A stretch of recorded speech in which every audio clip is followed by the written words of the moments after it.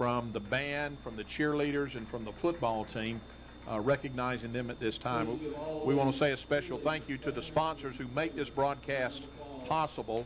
That's Bob Taylor's Carpet One, CCB Bank, David's Catfish, HD Edgar Trucking, Horn Beverage, J.M. Jackson Chevrolet, Hardee's, Mizell Memorial Hospital, Haas's Auto, S&P Communication, SIB Bank, Southern Point Properties, TNC Pharmacy, The Wheelhouse, and Young's Floors. Without these folks, it would be impossible for us to go on the air and bring you the football games. Here with my good friend, Mr. Alan Burgess, my cohort, my partner in crime in calling these ball games. Alan, we're here tonight. The Bobcats have gotten down to a must-win situation. They have. So my understanding is if we win tonight, we beat Ashford, and if we beat either Strawn or Houston Academy, we're definitely in. If we only beat Ashford and Daleville, then we're dependent on Pike County losing the game, is what was explained to me. But I tell you, Coach, what's exciting is, my goodness, all the seniors that were on the field. It was not just football players, it was cheerleaders and band as well, and their families were there to stand with them and represent them. That was a lot of people, and tell you what made it extra special is Coach Matt Brunson went down the line and hugged every football player and their family, and then the principal, Matt Blake, did the same with the cheerleaders and everybody. Yeah, so did their coach, and the band director was down there congratulating his seniors that he has. Just a lot of pride on this team and this senior class, and we're looking for, I mean, they've been great. For the seniors to come in with a brand new coach, the band to come in with a brand new director. Of course, the cheerleaders know what to expect. They know that, there's going to be work, but their record shows, that the work is worth it with their national championships, and the band is coming on the field in their pregame. Coach, the last game that we played, the Bobcats didn't come out too well. If you look at it, homecoming, wasn't it? It was homecoming, lost 20-39 to Rehoboth, and I had pulled some stats. It was really a closer game than that. I don't think that score is indicative of how the game went. It felt closer to that. They pulled away there at the end.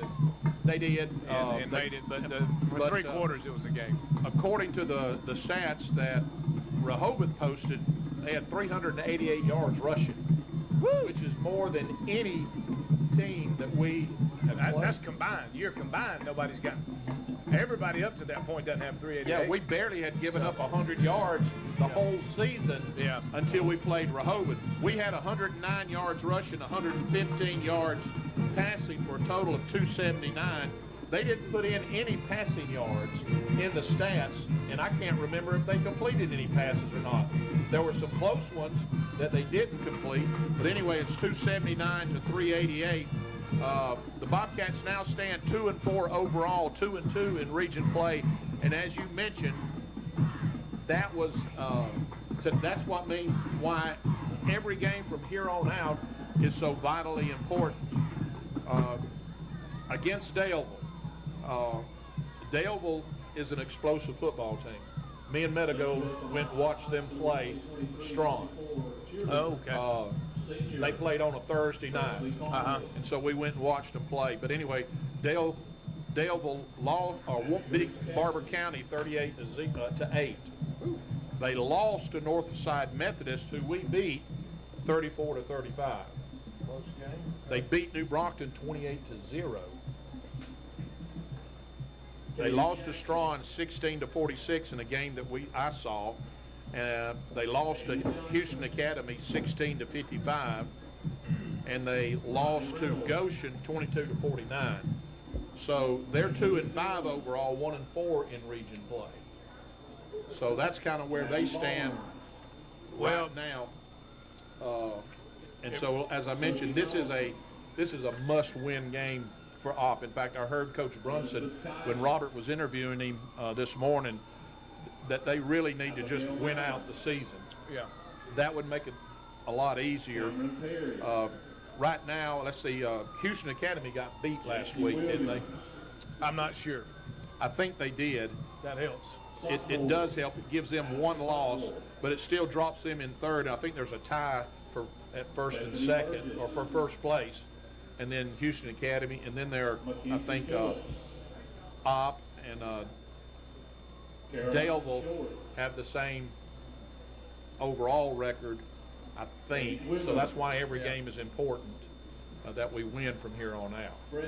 Well, a couple of highlights that stick out to me, Coach, is Daleville last week lost a game they lost to Ashford. They had to win that game to keep their playoff hopes alive. They did not win it.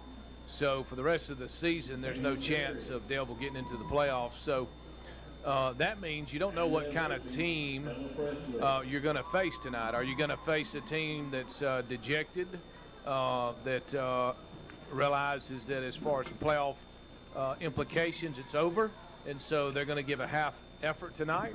Or are you going to play a team that'll be embittered by that and knows that Opp has to win basically every game to still have a chance? So will they be motivated even more to beat us?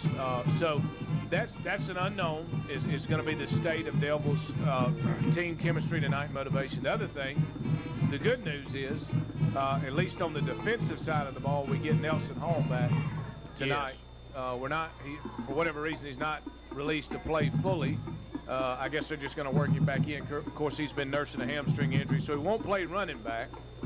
That'll still be an assortment of different people: Jamarian Allen, Grady Patterson, golly, who's the other big one? Coach Zeb Green. Zeb and Jamarian, really. I think that's it. Yeah, and but we'll get him at linebacker, and that's huge. It's big because we're facing a running quarterback. Was talking to Chad Johnson and actually Coach Brunson this afternoon, and he was just talking about, and you've mentioned it already, Coach, but the athlete that the quarterback is. He's the guy that the offense works around, literally and figuratively. So we're going to have to contain him, but he will throw it up as well. So we know that we've had a problem defending the deep balls. So Coach, looks like we're about to have our national anthem here, so we'll get silent and let you guys listen. Overall SGA treasure, please join me in prayer.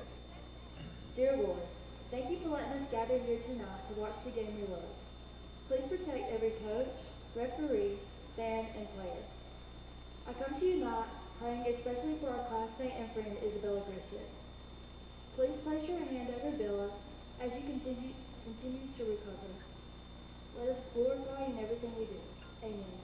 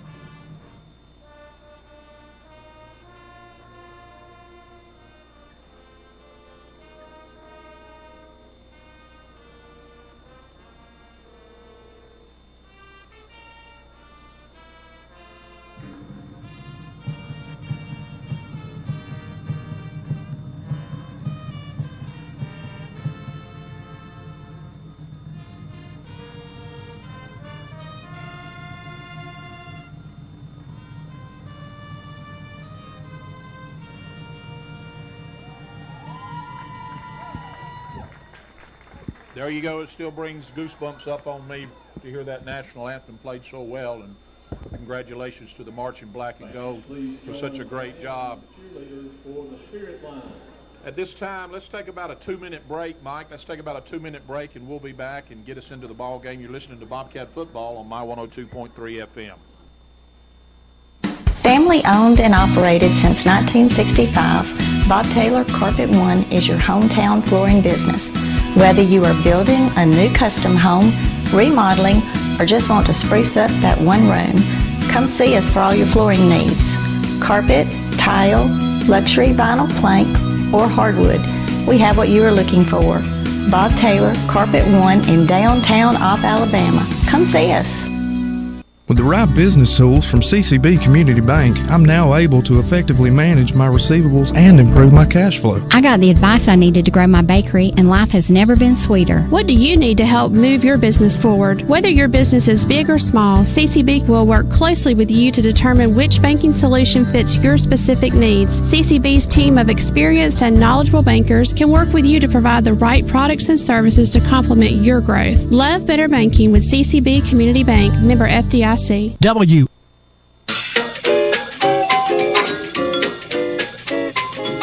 David's Catfish House, 1842 East 3 Knott Street, Highway 29 North in Andalusia, where the catfish are farm-raised in Yazoo, Mississippi. Go to David's 11 to 2, Tuesday through Friday, and get a lunch basket filled with fish strips, shrimp, or chicken. That includes a hush puppy and one of the following slaw, french fries, or cheese grits. That's David's Catfish House, all you can eat catfish and shrimp. David's Catfish House says go Bobcats and go Trojans.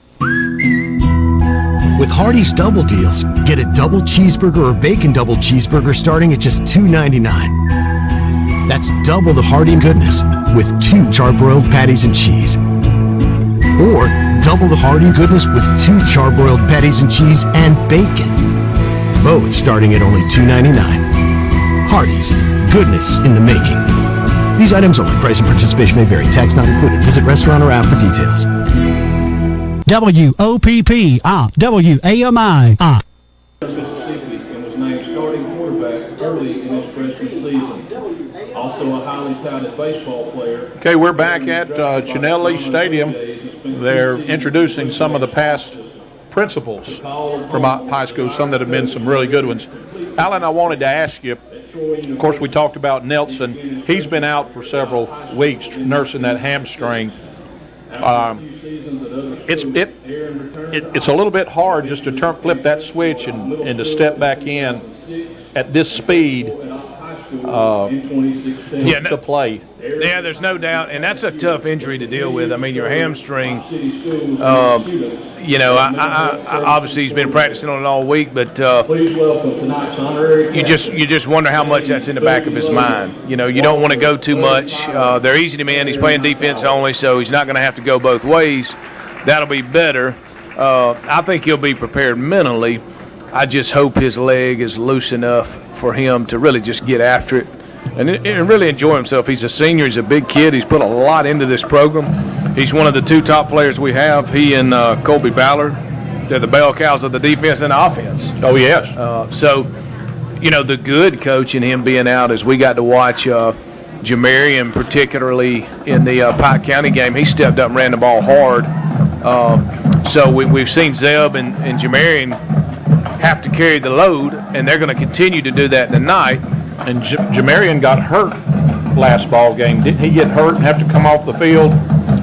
He did. I'm not sure how serious it was, or what Johnny Wood used to tell us. Are you hurt or are you injured? If you're hurt, you can go back in. If you're injured, we'll take you out. So I'm not sure if he was hurt or injured. But, Jamarian's a kid that, Coach, he's got a lot of talent, and he's a junior, so we got him another year.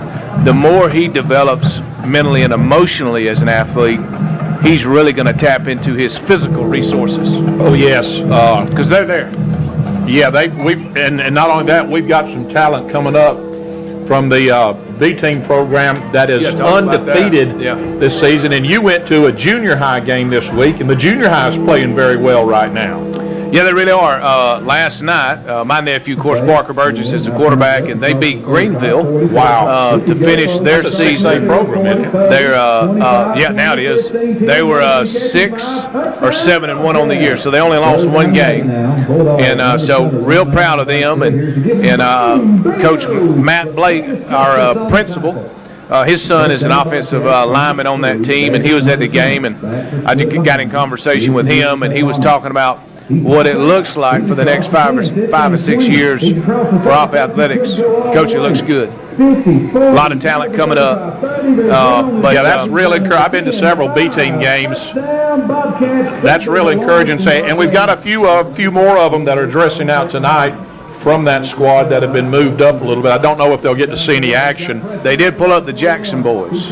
Well, and usually he doesn't pull them up unless they're going to get their knees dirty somewhere, in the ball game. So we're going to be trying to look for that as we go throughout this ball game. Maybe some new numbers on the varsity level. The Spirit line is out on the field, folks. It stretches from the goal line all the way past the 30-yard line, and looks like there's still a few people coming along. The captains are there. We've got number 3 for the Bobcats, Dylan Reisenauer. Number 10 for the Bobcats, Holt Blair. Number 24 for the Bobcats, Dorian Harris. And is that 9? I believe that's number 9, Tremaine Williams, going out to midfield now. It is Breast Cancer Awareness Night with the O in the middle of the field, pink. A lot of the players have got on pink socks or pink gloves. The cheerleaders wearing pink T-shirts. I want to say hello to Metagold, who is home tonight. Metagold. With a respiratory infection. Man. Come on, Metagold. He's just afraid to get out in this night air because if he did, he may end up in the hospital. So I know Gold had me set him up so we could watch the game on the Alabama High School on the cameras and all. He could watch it on his TV. I told him, well, flip over and listen to me and Alan so you can stay up with the ball game. Yeah, we miss Metagold. And, Coach, I can't go without mentioning with breast cancer awareness, there's been a lot of families affected by that particular cancer in our community. But recently, of course, the late and beloved Miss Heather Bryan, one of the teachers in the Opp City school system, passed away some time ago from breast cancer. But it's good to see everybody out in pink. The Bobcat, the O on the 50-yard line is colored in pink, as well as our logo, Bobcats, the word, is in pink. And a lot of players, as Coach Michael already pointed out, they've either got a pink towel, pink undershirt, pink leggings, pink arms. Coach. I was talking to Coach Brunson earlier today. He was a little concerned that more people, some of the players may be more concerned about the amount of pink they have than getting prepared. So, of course, he's worried about winning the football game. Well, Daleville won the toss, and they elected to defer to the second half. So Bobcats will receive on from the west end zone. They'll be moving from our left to right as we get ready to bring the teams out on the field. Both teams are lined up and ready to come out onto the field. The clock is set and ready. It's actually a little bit earlier. I was planning on going to another commercial break, but it doesn't look like we're going to have time to do that because the teams are getting ready to play. The officials are ready to get this thing going. We're going to start a little bit early, it looks like. So big football game. We're ready to kick it off and get things going as the band hits it. The Bobcats come out on the field led by the cheerleaders. Coach, that is an enormous Bobcat flag. Reed Adams right behind those cheerleaders now. He was the smartest one of the bunch. He's the smartest one of the bunch, John. He had a little motivation. Of course, they're led by 2 players, one carrying the American flag and the other the Bobcat flag. And then the cheerleaders run in an opposite, or some of the younger cheerleaders, sophomores, they carry an enormous black flag. And good to see my brother Trey coming off the field. The 90s were honored tonight, as you pointed out. The 90s. Big time. Nose guard extraordinaire. Yeah. Can't touch this. Too fast. Number 24. I noticed we've got a good crowd here. I think there were some people afraid of rain, but it doesn't look like that's going to be an issue. But looking across the way, Daleville does not bring a crowd. They didn't even bring a crowd the night we went over and watched the Strawn game. They were about that when many they were people at the home game. Yeah, it's unfortunate. These kids put a lot into it. Not a lot of players dressed out on the sideline for. But like we said, we pointed out, Daleville is a little. My heart goes out to them. It happened to us our senior year. We had a lot of injuries, Coach, and didn't make the playoffs. And when we played Andalusia in the 10th ball game of the year, which was tradition back in the 90s, yes, it was. They had to beat us to go to the playoffs. And Coach, we knocked them out in overtime. I didn't mind that one bit. Sweet. But here we are. We're about to. Coach Brunson is impressed by our fans. Well, good. We want him to be impressed. Well, here's the kickoff. Number 44 does a low line drive. It'll be fielded by number 7, Jamarian Allen, on the 20. He turns up. He's going to get away from one guy. Coach, he really never got ahead of steam. He ran probably 20 yards sideways and about 9 yards forward. He'll get tackled at the Bobcat 28. Yeah, I just kind of wonder. Of course, with 2 days of rain, what the field conditions are, I don't know. I know it drains pretty well, but still, probably going to see a little slipping and sliding tonight. It looked like he was a little unsure on his footing there and just tried to outrun and get to the corner and wasn't able to do it. No, there wasn't. I tell you, the field looks wonderful. Director of Op Parks and Rec, Rick Wilson, has done a fantastic job painting this field in preparation for the game. It looks sharp if you're at home. So here we are, 1st and 10. Trips right. We haven't done that yet this year. Shotgun formation, going to hand it off to Jamarian Allen. He'll run right up right guard, and he won't go anywhere. He might have got a half a yard, Coach. Yeah, and I saw a little movement in our trip side over there, but we didn't get a penalty. Looks like we might have got maybe a yard, half a yard, or we'll call it a yard.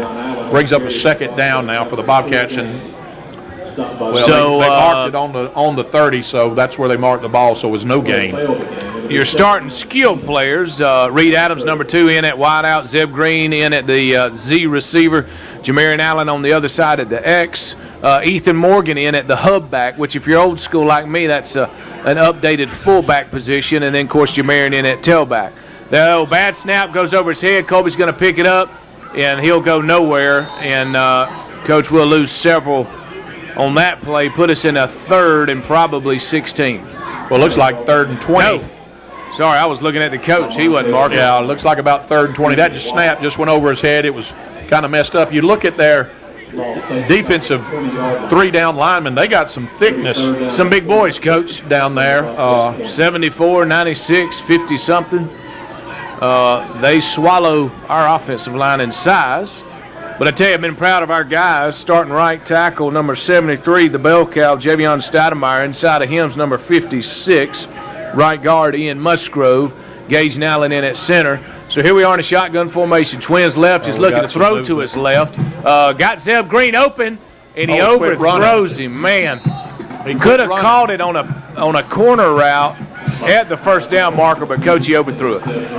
Yeah, it looked like he looked back and he thought the ball was to whoever was going a little bit deeper, and he just kind of quit on the route. I don't know that he could have got to it, but anyway, it brings up a 4th down situation. The Bobcats bring in number 10, Holt Blair, is going to be doing the punting tonight.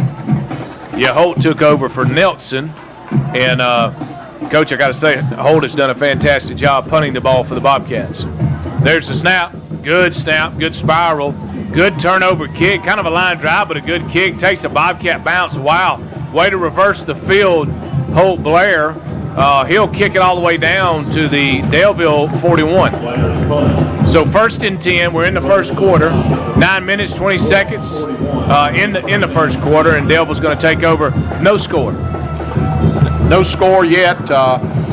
They've got a quarterback that is like a water bug. He's hard to corral up. And they've got a running back. That doesn't look like the same running back that I remembered seeing, but now he may be. He's a little smaller, but he may be the one I saw when they played Strawn. Shotgun formation, Twins right, Twins left. Running back to his right. He's going to take the snap. He's looking to throw to his right. He's got an out route open.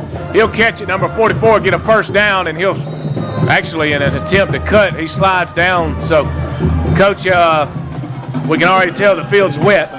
Already tell the field's wet, and Coach, that throwback. Yeah, left the guy wide open over there on the out route and able to pick up about 13 yards on that pass play. Number 44 is a big kid.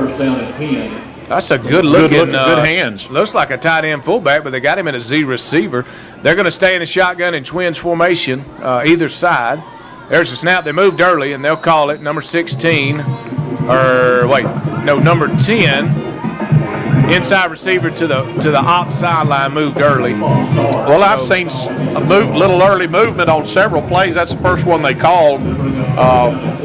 Sometimes the referee doesn't believe their eyes whenever something like that. Listen, we appreciate him waiting until now. Absolutely. We certainly do appreciate it. That's going to bring up a 1st down and 15 for Daleville, and I didn't even bring my sheet tonight to keep up with penalties, so it'd be all right. So that's, we'll do this, Coach. We're going to try to mark this. All right, so there they are, shotgun formation. Got 2 in the backfield now, Twins left, tight end right, single receiver right. They're going to hand it off on a buck sweep to the right. He's going to turn it up. He's hit hard by the Bobcats. He got a couple, but he's still not back to the original line of scrimmage, so it's going to be second and long. Yeah, he got back to midfield on that play, picked up about 2 yards, brings up a second down and 13 for the Daleville Warhawks.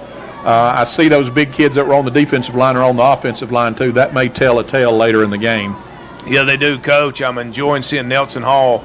He's at the right middle linebacker position to the off sideline. So here we are in a second, probably 13. Looking to throw to his left. He's going to throw a quick stop. Good throw and catch. But Zeb Green is in coverage immediately. That will put them past the initial line of scrimmage, but they're going to be in about a third, long 7, short 8. Yeah, just a quick little hitch route to the sideline, picked up about 5 yards on that play. So we're playing far enough off of them, we're giving them that pass.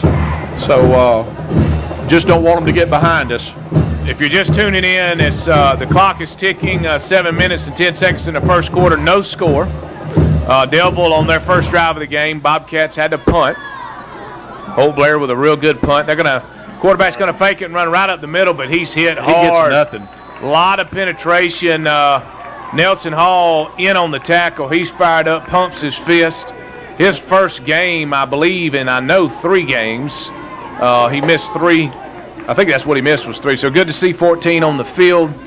That'll do it for Daleville, Coach. They're going to have to punt. Oh, that had to feel good for Nelson to get back in there and get a big stop like that. That quarterback's hard to handle, but the defensive line did a great job of stalling the offensive line at the line of scrimmage, and I don't know why they're moving the ball. I guess that's forward progress. Still 4th down, and they got a punt. Well, Daleville's not an offense that's prepared to be in 3rd and long situations with a running quarterback, so it was in our favor on that play. There's the punt. It's blocked about 25 yards backwards. It flies in the air. Dylan Reisner's running for the ball. It's batted around. He'll catch it, roll in the end zone.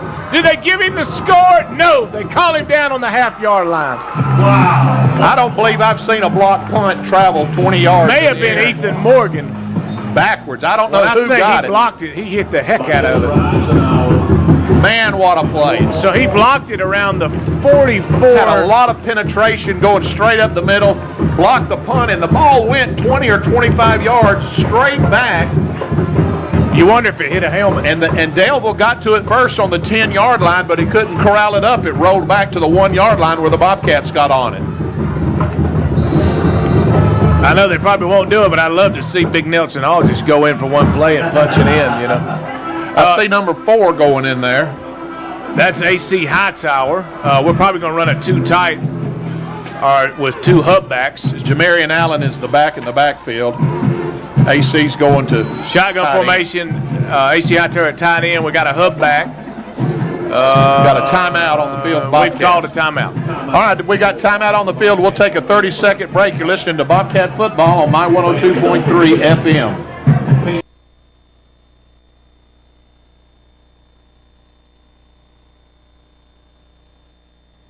52 East is now hiring drivers with 1 or more years experience.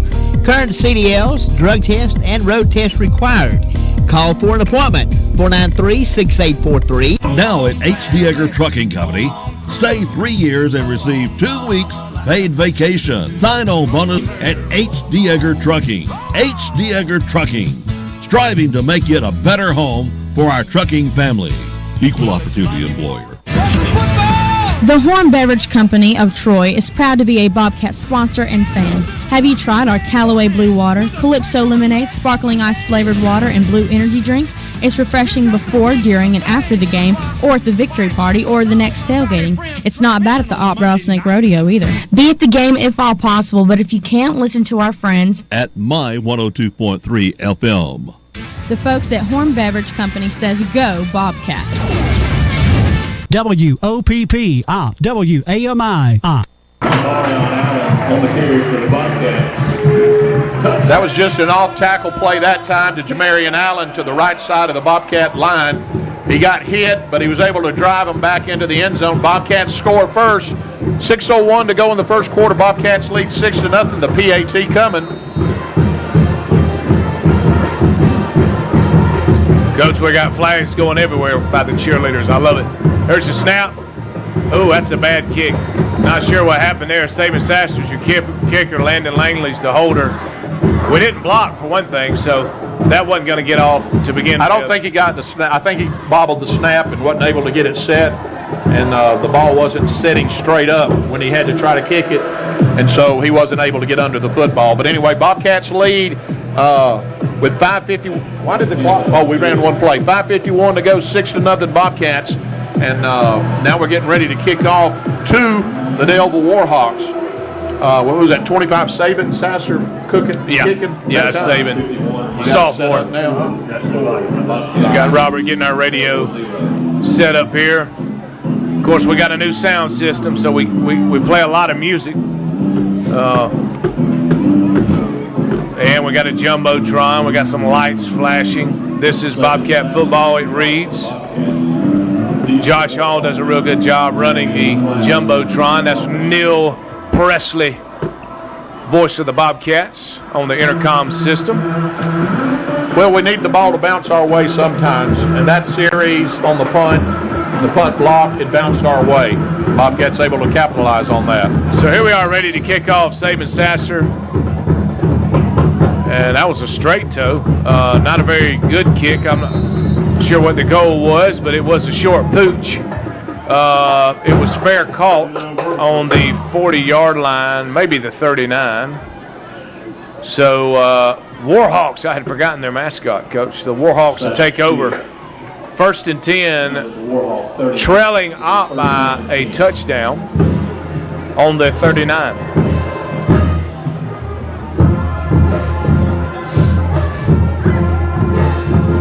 So they're coming out. Let's see, there's a double tight, single wide receiver to the left, 2 in the backfield. One's lined up wide left. And it's a read. Quarterback keeps it, but my goodness, there were 2 Bobcats in the backfield upon the fake handoff. Coach, did you see who got him down? Hank Messer, maybe? I think it might have been Hank with the initial. I think AC Hightower was involved in that, and then the linebacker, Colby Ballard, came and kind of cleaned that up, picked up a yard on the play. You know, I've been looking at those hitch routes. I'm waiting for a hitch and go, you know, to see how we react to that. Maybe while we're playing off of those hitch routes some. Coach, I've got my handy-dandy binoculars. I'm watching the Daleville signals come onto the field. Maybe I can figure it out. So here we go to 2nd and 9. They're in a Twins left, wing left, if you will, shotgun. They're going to hand it off number 19. He's going to run wide, but he's caught immediately by number 14, senior Nelson Hall, for probably a 4-yard loss. I'm telling you, old Nelson's ready to be back on the field. He is ready. He is playing hard. He shot the gap on the handoff and caught him in the backfield for a loss of about 4 yards on that play. Brings up a 3rd down and about a long 13 for the Daleville Warhawks. In the defensive backfield, Zeb Green, Dylan Reisner, Josh Smith, Frankie on the left side. There's the snap, looking to throw an out route to the left side. He had a man there, number 10, but Coach, he threw a little in front of him. No, incomplete, so what's that going to be, 4th? They're going to have to punt it? Yeah, they're going to have to punt it. That time, Holt Blair and AC Hightower were putting pressure on the quarterback. He looked to his right and then tried to turn back to hit that route on the left side, and he just had people in his face and had to get rid of it. Brings up another punting situation. See what happens here. Zeb Green back deep for the Bobcats. There's the snap. There's the punt. Not a good one. We'll take it. It does take a Daleville bounce. Actually, it takes. Did you see that? Thank you. Thank you very much. Well, the ball was bouncing in Daleville's favor, and it pops up in the air, and their player fielded it. So probably that had saved another us 5 yards on the bounce. Yeah, several yards. Let it go. We thank thee. So Bobcats going to take over, leading 6-0 over the Daleville Warhawks. Long tradition of good football between Opp and Daleville, particularly in the 90s, early 90s. Daleville was a force to be reckoned back when with. Perry Swindle was the coach down there. Perry. Of course, you know, last year we got a good story from Coach Johnny Grimes about how he got sideways with Perry Swindle coming out in the third quarter after halftime, Coach Grimes had to be held back. So here we are, 1st and 10, Twins left, bad snap. Colby's going to pick it up. Somehow the snap hit another player. I'm not sure what happened. I'm not sure if it hit the player, if it hit the center. It looked like it hit the center in the butt and just kind of dribbled back there. Colby did the only thing he could do, pick it up and try to get something out of it. Might have lost about a half yard on that play. So left side of the offensive line is Clay Kaiser, sophomore and senior, number 54, Hank Messer. Been very proud of Hank. He had a real good game, I felt like, for homecoming. Even though he lost, he played tough. So Twins left, op in a 2nd and 11. There's 3 minutes, 20 seconds in the first quarter, excuse me. They're going to motion Zell from left to right and hand the ball to him on a wide buck sweep. He's going to turn it upfield, and he'll get a couple. He'll put the Bobcats in a 3rd and 7. Yeah, picks up about 3.5 yards. They're marking it at the 40. They did a good job of stringing that out, but Zeb did a good job. Little banged up coming off the field. Looks like he's got to walk off maybe a hit or a knee or an ankle or something, but his should be okay. Brings up a 3rd down and about 7 for the Bobcats. Yeah, sometimes you got to play hurt. Twins left. 2 in the backfield. We motion from left to right. Frankie, we're going to fake it and give it to Jamarian Allen. Coach, he's got some green. He'll get a 1st down and more. He's got a lot more. Hard hit and tackle by Jamarian and the defender. He's brought down at the 42-yard line of Daleville, so Coach close to a 20-yard gain. That was just a great play off the left tackle on that side over there, and Jamarian did a good job of going a little in-out move and getting around to the outside and getting up the corner, and then he delivered the blow to the would-be defender who was coming in to make the tackle. That's got to do nothing but build confidence for that running back. Great job. Great run that time. Great job by the offensive line. It does. And, you know, Jamarian is a kid that just hadn't fully tapped into his potential yet. He's got a lot of it. So we're going to motion Ethan from right to left. We handed off to Jamarian. He was going wide, but he cut up behind the guard. He saw a hole. Coach, he got half of what he needed. He seems to be trusting his vision a little bit better. Now that time picking up about 5 yards on 1st down, which is what you want in our kind of offense. That's what you need. You need to pick up, 4 or 5 yards every play to be able to move the ball successfully down the field. So Bobcats moving the ball now, got it Daleville a little bit back on their heels. So we're in a 2nd and 5, long 5. Twins left, shotgun. Colby went to fake it. There was something going on, but he's barreling down the field for about 15 yards, breaking tackles, and that's a Bobcat 1st down all the way to the 22. Yeah, he saw something. I'm not sure that wasn't going to be a pass. Yeah. But he saw something open up and did what a smart quarterback does, and he took it right up off the left guard and left tackle and picked up a big 15 yards. Brings up a 1st down for the Bobcats. The ball is spotted around the 21-yard line. 54 seconds and counting as the 1st quarter is moving along. Twins left, hub back left, running back left, shotgun formation. Everybody's on the left. And Colby's going to fake it on his quarterback keeper, and he'll go off right guard. And, Coach, he'll barrel forward for about 6 to 7 yards. Yeah, they're spotting him down at the 15-yard line. I tell you, them some big old boys on Daleville, them some stout kids, and they were having a time trying to stop Colby's forward motion. His legs just kept driving.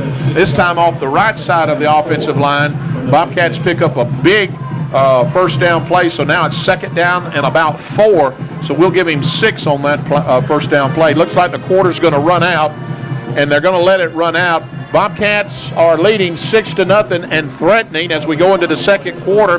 We'll be back with the 2nd quarter. You're listening to Bobcat Football on My 102.3. We'll take a 30-second break.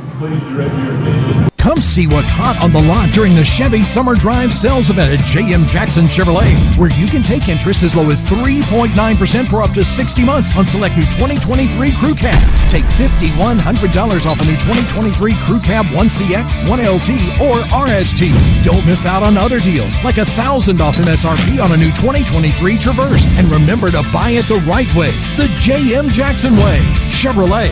Find new roads. Plus tax 500P. See dealer for details. WOPP, WAMI. 3, 2, Okay, we're back. 1. And they've got the horse races going on down in the east side end zone. You can hear Neil in the background calling that as the kickoff teams get ready to take the field now. And they do so. No, not kickoff team. I'm thinking we scored. We'll be should have the ball on about the 15-yard line, I think, Coach. You know, Coach, I'd have been okay if they mounted that speaker, whatever that is, a little bit to my left. It's hard for me to hear you. That speaker right there. We got a lot of, I don't know if that's a speaker or like a modem. That may be a, oh no, the speaker's above. Yeah. Kind of loud, kind of loud. Second down and 4 for the Bobcats. Twins left, shotgun formation. Jamarian will be to the right of starting quarterback Colby Ballard, fullback right. They're going to hand it off. No, Colby will fake it and run right up the center's gut again behind Gaze and Allen. Coach, he'll get a Bobcat first down inside the 10-yard line. That again, Colby making a read and seeing an opening, choosing to pull the ball from on the handoff, take it right up the gut, as Allen said, picks up a first down. It's now 1st and goal for the Bobcats on the 9. We're in a bunch formation, Twins left. Colby's going to run the same play. He's going to fake it. Folks, he'll get in the end zone for a Bobcat touchdown.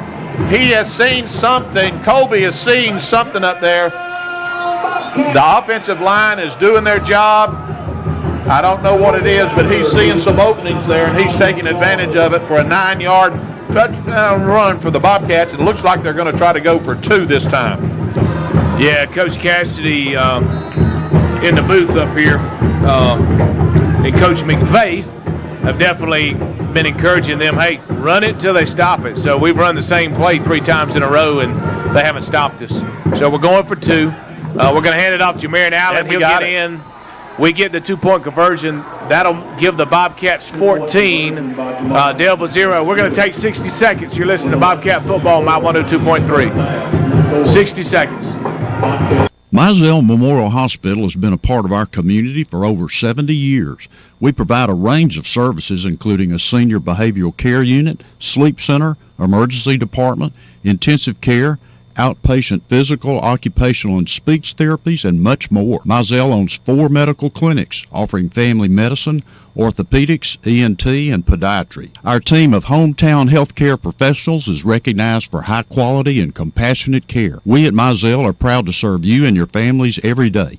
Go Bobcats! Good morning, good people. It's baseball, hot dogs, apple pie, and Hoss's Auto Sales. Summer has arrived, and it's so hot you just want to jump in a pool. Everything is sizzling at Hoss's Auto Sales. Stop by and see what we can do for you and your automobile needs, because we make trading easy, and it's too hot to be walking. Come see us. Remember, drink lots of water, be kind, and be blessed. S&P Communications on the North Bypass here in Opp for your professional radio communication and tower needs here in South Alabama.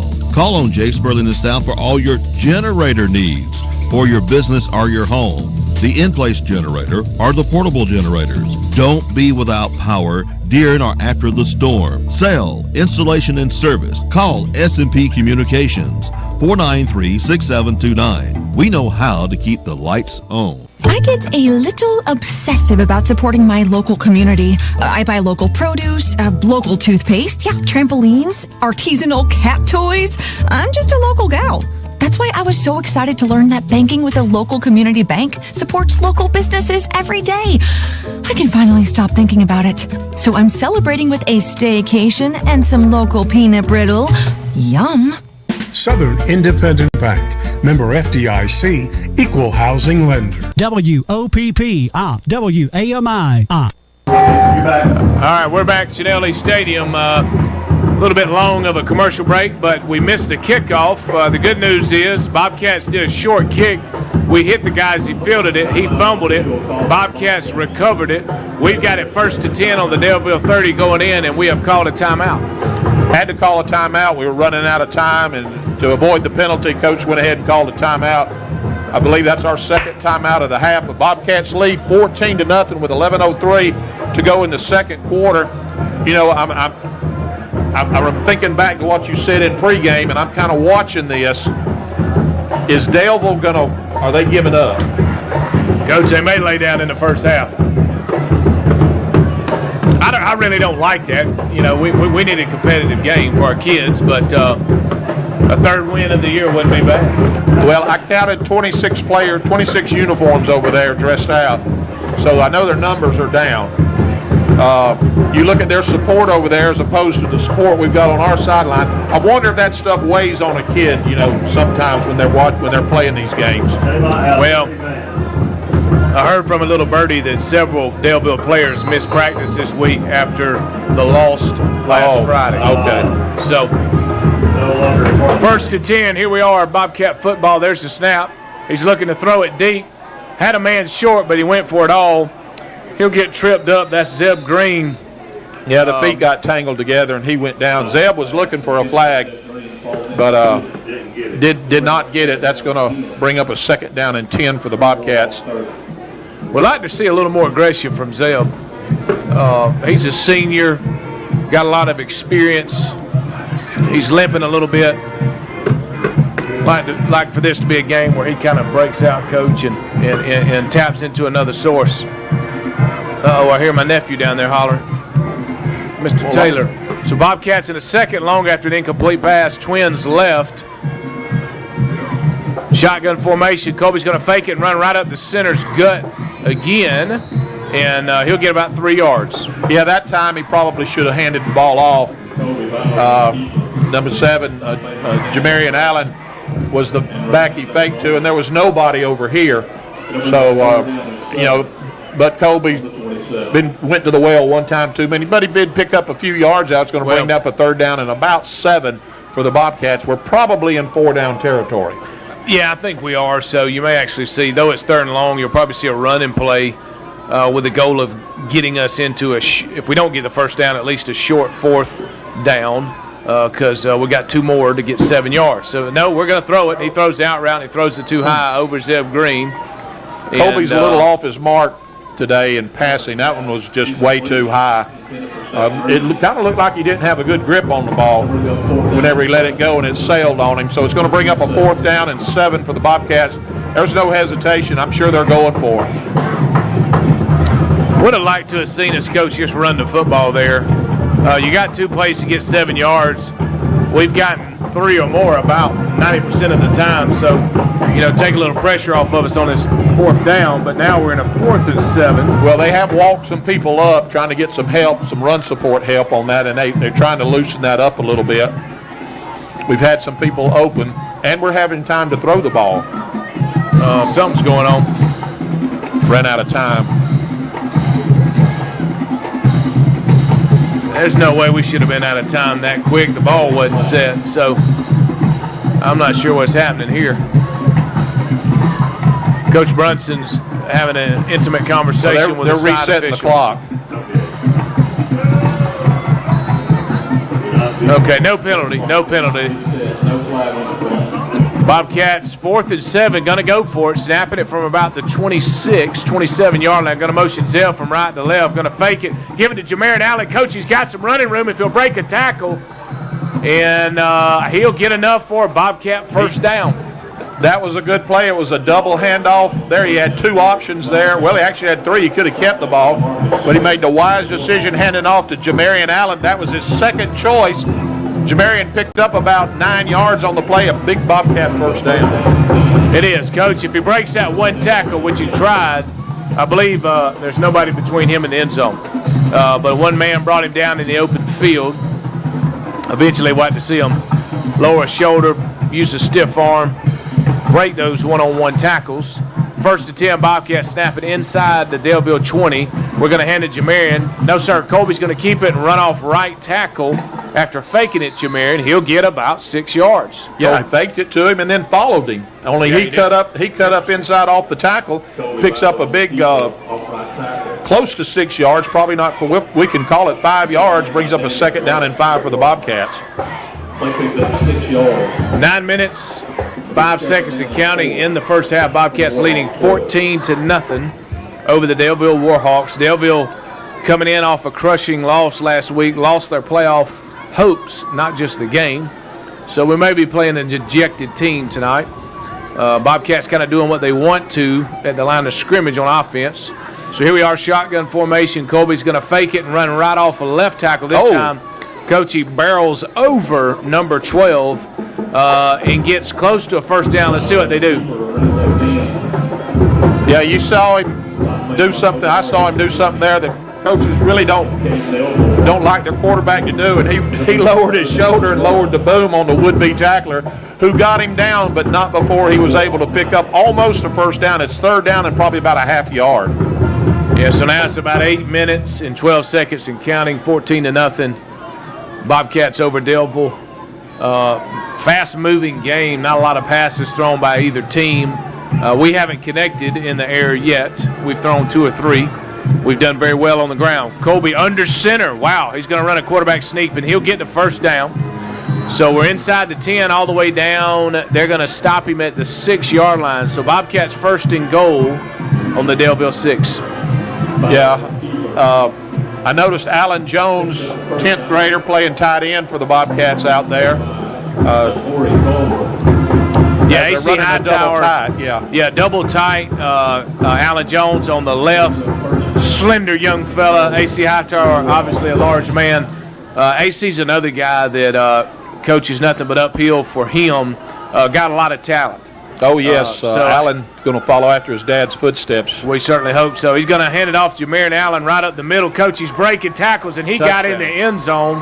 Will they give it to him? And they do. Touchdown, Bobcats. So that's about a 6-yard run for Jamarian Allen, who is on fire tonight, been unstoppable. Picks up a touchdown for the Bobcats on a 7-yard run. Bobcats getting ready now for the extra point. They are going to try to kick again. And once again, Saban Sasser going to be doing the honors for the Bobcats. See if we get a good snap and hold this time.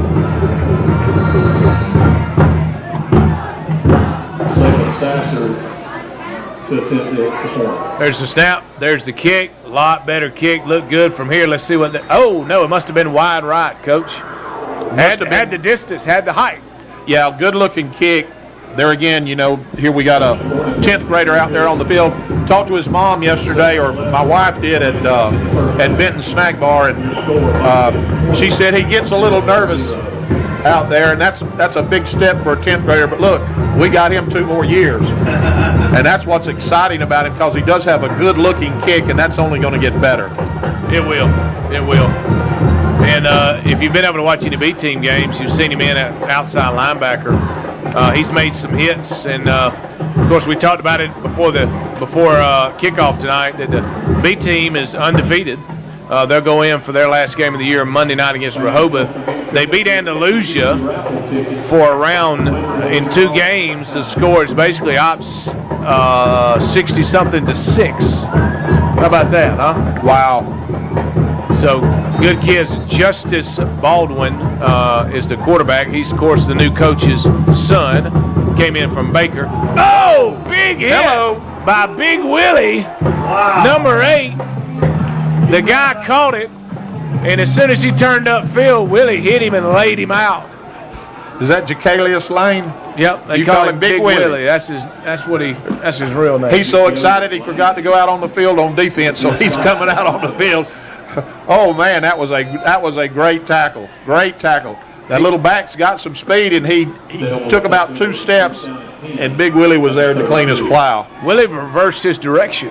That being the running back. Of course, Willie's trying to clean out a bunch of painted white grass in his face mask. He landed right on the numbers. They're going to be in a twins left, wing left. I guess you'd call that a trips. He's looking to throw it to number 44 in the flats, but boy, he is fast. He's going to throw it down the field. He's got to step on us. I don't know why number 4 didn't lift his arms up to catch it, because it looked like the ball almost hit him in the head. But it'll fall incomplete. Coach, we really got to see on that play the athleticism of the Warhawks quarterback. Yeah, he was one of the things that I had some concern about going into the game, because he is a great scrambler. The rush was coming. He got some penetration quick off the right side and got around it, and then another one was in pursuit, and he was able to launch that ball pretty good distance, but it fell incomplete. All right, Daleville in a second long in the trips left. Quarterback's going to keep. He's going to run off right tackle. There are 4 Bobcats on top of him as he got to the line of scrimmage. And of course, Nelson Hall, Dylan Reisner, Hank Messer, and Colby Ballard. Yeah, Colby came up with the ball, but they said he was down. That's 2 linebackers. I bet Colby's glad to have his brother, not his real brother, but his brother on the football team back out there with him. Coach, I've got my, I'll throw a plug for Nikon Monarch binoculars, and as I look through them, the Daleville offensive line only looks larger.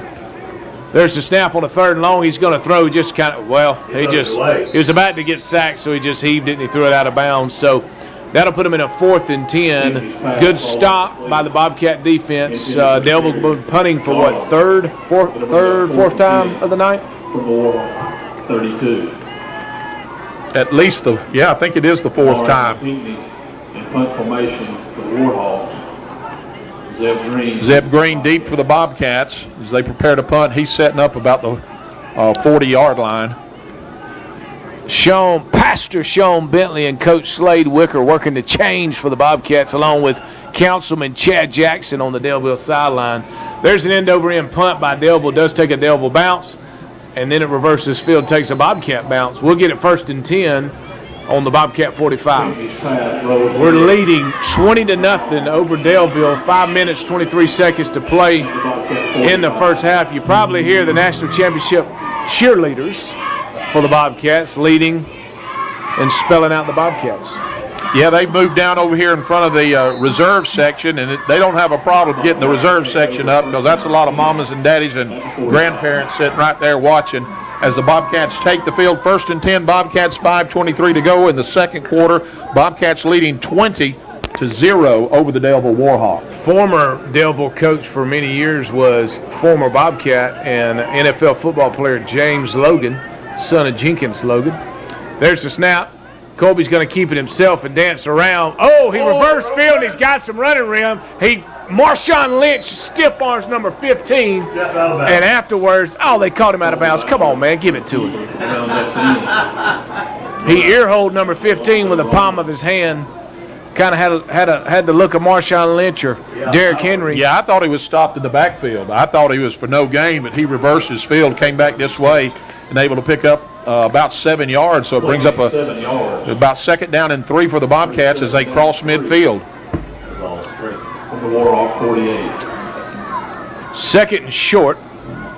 After a big first down play. Shotgun formation, motioning from left to right. We give it to Savon Barnes, a sophomore. He's going to turn it upfield. Got a first down and more, and he'll get pushed out of bounds after about an 8-yard gain inside Daleville territory to the 39. Yeah, just a speed sweep going away from us to the other side of the field. Got a hat on a hat. Everybody was able to pick up their blocks. He was able to make the corner and turn upfield for good positive yardage. Brings up a first down. The Bobcats are across the 40-yard line. Ball on the 39, 1st and 10 Bobcats. Looks like Brant Jones for the Bobcats really got in the spirit of breast cancer awareness and dyed his hair pink on the sideline. So here we are in the 1st and 10. There's a snap. He's going to hand it to Jamarian Allen. He runs wide left. He's going to cut it upfield. Now back outside again. He's got a first down and more. He breaks 3 down to the 20, down to the 15, out of bounds at the 14 is Jamarian Allen. Coach, did you notice the way he set up his block? Once he got across the line of scrimmage, he got behind his blocker, went in. The defense made an adjustment. He cut back outside and picked up about 10 or 12 more yards. Chad Johnson, the defensive coordinator, is talking to our defensive backfield. That's number 15, Josh Smith, number 34, Zeb Green, number 5, Frankie Williams. So they're trying to get something dialed in. Coming over for a little coaching help is Orlando Lacey, 6-year veteran of Troy University. moving back and forth from defense to offense. And Orlando, Coach, I got to tell you, he plays in our softball leagues, and he is a heck. He can still motor, can't he? Oh, man. Let's take a 30-second break. You're listening to Bobcat Football on my 102.3 FM. The Southern Point Properties real estate team prides itself on being a small, local business that is flexible enough to meet your needs, along with having the infrastructure and resources of a large brokerage. It's the best of both worlds. As a local business, we greatly value the importance of giving back to the client and the community. To learn more about Southern Point Properties, give us a call at 334-493-2447 or visit our website, southernpointop.com. And as always, go Bobcat! WOPP, WAMI. We're back. We're back at Chinelli Stadium, Randy Griffith Field. And Coach Bobcat's got it 1st and 10. We're inside the 15-yard line after a long run. We're going to motion Ethan Morgan from the left to the right side. We're twins right. Running back to the left of Colby. We're going to hand it off. No, we fake it. Colby runs right up the middle. Coach, he got kind of horse-collared. No penalty, I guess. Number 50, the nose tackle, grabbed him around the neck, kind of slung him in an awkward position. Yeah, but not before he was able to pick up right at 4 yards. So it'll bring up 2nd down and about 6 from the 10-yard line for the Bobcats. Senior Griffin Pierce is in at center. They're going to move Gage Nallen to, looks like, let me see what they've done. Where do they got Gage now? Move Gage to tackle. Clay Pierce to left guard. All right, move. Got some movement on that offensive line. There's the snap. Colby's going to keep it himself and lower his head, but he doesn't go anywhere. He'll get back to the line of scrimmage. He might have got it. He got 2. He got a yard. He got a yard, Coach. Put us in about a 3rd and 5. 3rd and 5 that time. I was noticing the play before. Colby does it when he's faking the ball. He's looking right at the line of scrimmage. He's reading. He's reading, making his read, and then kept it the last time. That time he kept it and wasn't able to pick much up. But they've kind of tuned into that now. He's getting a lot of help off of from the safeties now on that run support. Alan Jones has been in at tight end on the left side, and we got 2 in the backfield. Shotgun formation, motioning from right to left, and somebody moved. Flag. Procedure. We're going to back it up 5 yards, so it's going to be a 3rd and 10 instead of a 3rd and 5. We're going to snap it from just inside the 15. We got to get to just inside the 5, almost to the 4-yard line. Kevin Hall, former Bobcat, is another chain gang man. Brings it back to the original line of scrimmage from where they. So it's 3rd down and 10. Bobcats. Ball placed on about the 14-yard line. Of course, Bobcats do a no-huddle offense. That's pretty much customary for everybody these days. They call out a number or signal from the sideline. They look to their wristbands, and that is their play. Shotgun formation is the Bobcats. Single receiver left, twins right. He's going to fake it and boot to his right. He's going to throw it out route. Had a man open. Could have been caught by Ethan Morgan, but it was a high ball. Would have been a great catch. He couldn't make it. That's going to put us in 4th and long, but we're in 4-down territory. We're going to go for it on 4th and 10. We need to get the ball from the 14 to the 4. Yeah, he had somebody in his face. Colby did that time, and he just overthrew his target, who was wide open and probably would have scored had he been able to get the ball down where he could catch it. Yeah, Colby's just got to relax. That's one of those plays are too open. We got only a minute and ticking, a minute and 12 in the first half, so we really want to score right now. It's 20-0 up over Daleville. There's the snap. He's going to roll to his right and throw, and he's looking. He's got number 2 open. Finds Reed Adams. Wow, what a play, Coach. He got just beyond the 1st down marker on an out route, catches it, pats his feet in bounds, runs out of bounds. 1st down all the way to the 3. That was a great play that time, a great pass. Just the way the coaches like to draw him up. Got the ball to him just in time for him to get his feet down, pick up just past the 1st down marker. I don't know why they had to look at that so closely, because he did cross on the other side of the marker, but it's 1st down for the Bobcats now. I think that was inside the 5-yard line. I think that was our first completion. I think you're right. Probably about 1 for 5, I'd say, throwing the ball. We got it spread wide. Twins left, single receiver right. Let's see what we're going to do. He's throwing to his left. Got a slant route, and he'll throw it for a touchdown to number 12, to Marion Thompson.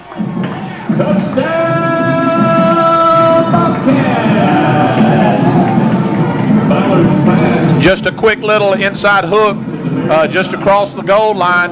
A great pass from Colby. The offensive line did a tremendous job, giving him plenty of time to find that receiver, even though it was a quick route, find that receiver and put 6 on the board. Saban Sasser in to kick again. There's the snap. There's the kick. That looks Man, good. that's his best one yet. That's got to be good. I saw him nod their head, and it is. It landed all the way in the stands. Soccer-style kicker Saban Sasser. Of course, he's the son of Haley and Jason Sasser,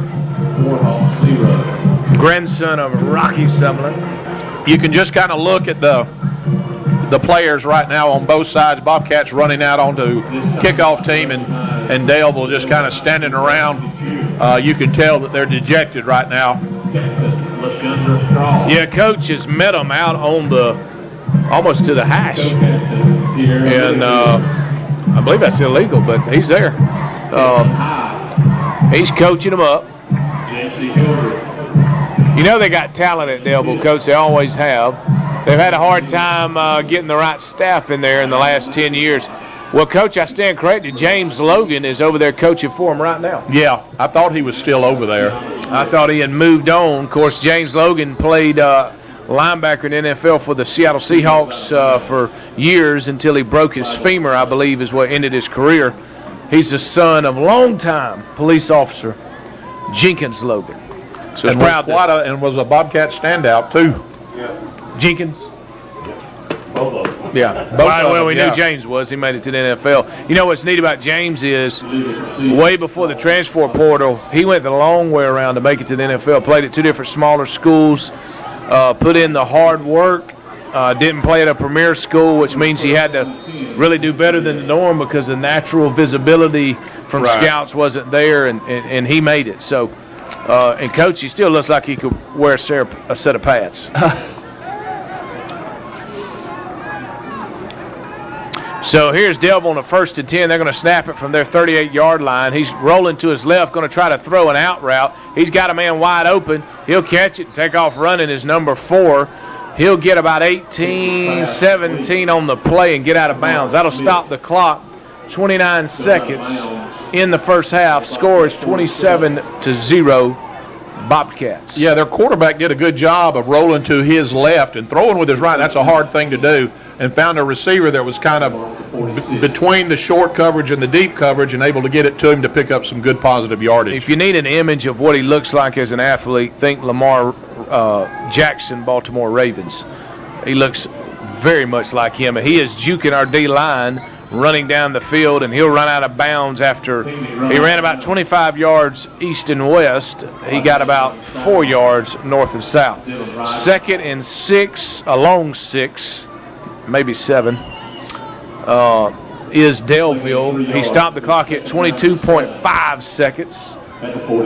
That play only took, well, Coach, I can't do my math. 7 seconds? Yeah, about 7. I'll agree with you on that. I can't see the clock from where I have to lean out to see the clock. Tough. So they're in a shotgun formation. They're trying to get down the field. They had an offensive lineman move, but they're not going to call it. He's rolling to his left, got that out route again, and Coach, he was open again, but just overthrew him. Coach, they got some good-looking players. I mean, I don't think a lack of talent. A whole lot of effort to try to catch the ball that time. Yeah, he got it out there in front of him. It would have been a great play. Now, he may have let up on his route some, but you know, it almost looks like we're playing Pike County. You know, we beat Pike County, but the look of Pike County was intimidating. I mean, yes, it was. They had skilled players all over the place. 3rd and 6. 3rd and 6, 16.4 seconds to play. Shotgun formation. There's the snap. Looking to throw. Nope, we're going to run him. Hank Messer, Colby Ballard, forces him out of the pocket. Coach, who got him? We sacked him. That's going to end it unless they call a timeout, and they do. That is number Big 21, Willie. Landon Langley, and number 8, Big Willie, in on that sack. Did they get the clock stopped? They did. Ball sacked him all the way back at the about the 50-yard line. So that was a loss of about 8 on that play. No time. Bobcats pinned their ears back and were coming. I just got a text from your brother on their trip with Westview Baptist Church to Noah's Ark in Kentucky. And my mother and Melinda Bates went with them on that trip. Apparently they're eating a fine meal because he just sent me a photo of my mother at the dinner table. So, well, we want Ronnie to know that we ate pretty good tonight, too. Ronnie, we ate smoked, not just grilled, smoked pork chop. Coach, I had 2. They were delicious. And rice. We had rice. And coleslaw. It wasn't Michael Jet Ellis's famous rice, but it was close. It was good. Had coleslaw, which came from Benton's, I believe. Benton's, yeah. So we thank you. Jesse donated that. Jesse the Man Dorsey. 4th down 13. Jesse was a force to be reckoned with on the football field. Yes, he decided to quit playing. I'm still bitter about that. Jesse, I hope you hear me. I'm still mad at you. So here's Daleville, 7 seconds. This will be the last play unless they throw a quick out route incomplete. He's looking. Good Lord, we brought the house. And we intercepted it. Landon Langley. He's got one man to beat to score. And he gets a block. Can he go? No, he's brought down from behind. He almost had a pick 6. He got it to the 10-yard line. Coach, that'll finish the first half, 27-0. Bobcats right now over Daleville. Wanted to make sure no the way he slammed the ball but down. I didn't know if he was going to call a flag, throw a flag or not, but that's going to end it. Yeah, that's the end of the first half. Daleville 0. 3 minutes. Yeah, a lot of pressure on the quarterback that time. He just threw the ball. Looked like he was trying to throw it away right up the middle, but Langdon. Well, it was a screen pass, so they let our D lineman come, but I didn't see a running back in play, and they just threw it right at Landon Langley. First interception of the year. Yeah, and almost a score, almost a pick 6. But that's the way the ball bounces. Well, at the halftime, the Bobcats lead 27-0 over the Daleville Warhawks. We're going to take a 3-minute break, and then Robert will be back for halftime. You're listening to Bobcat Football on My 102.3 FM.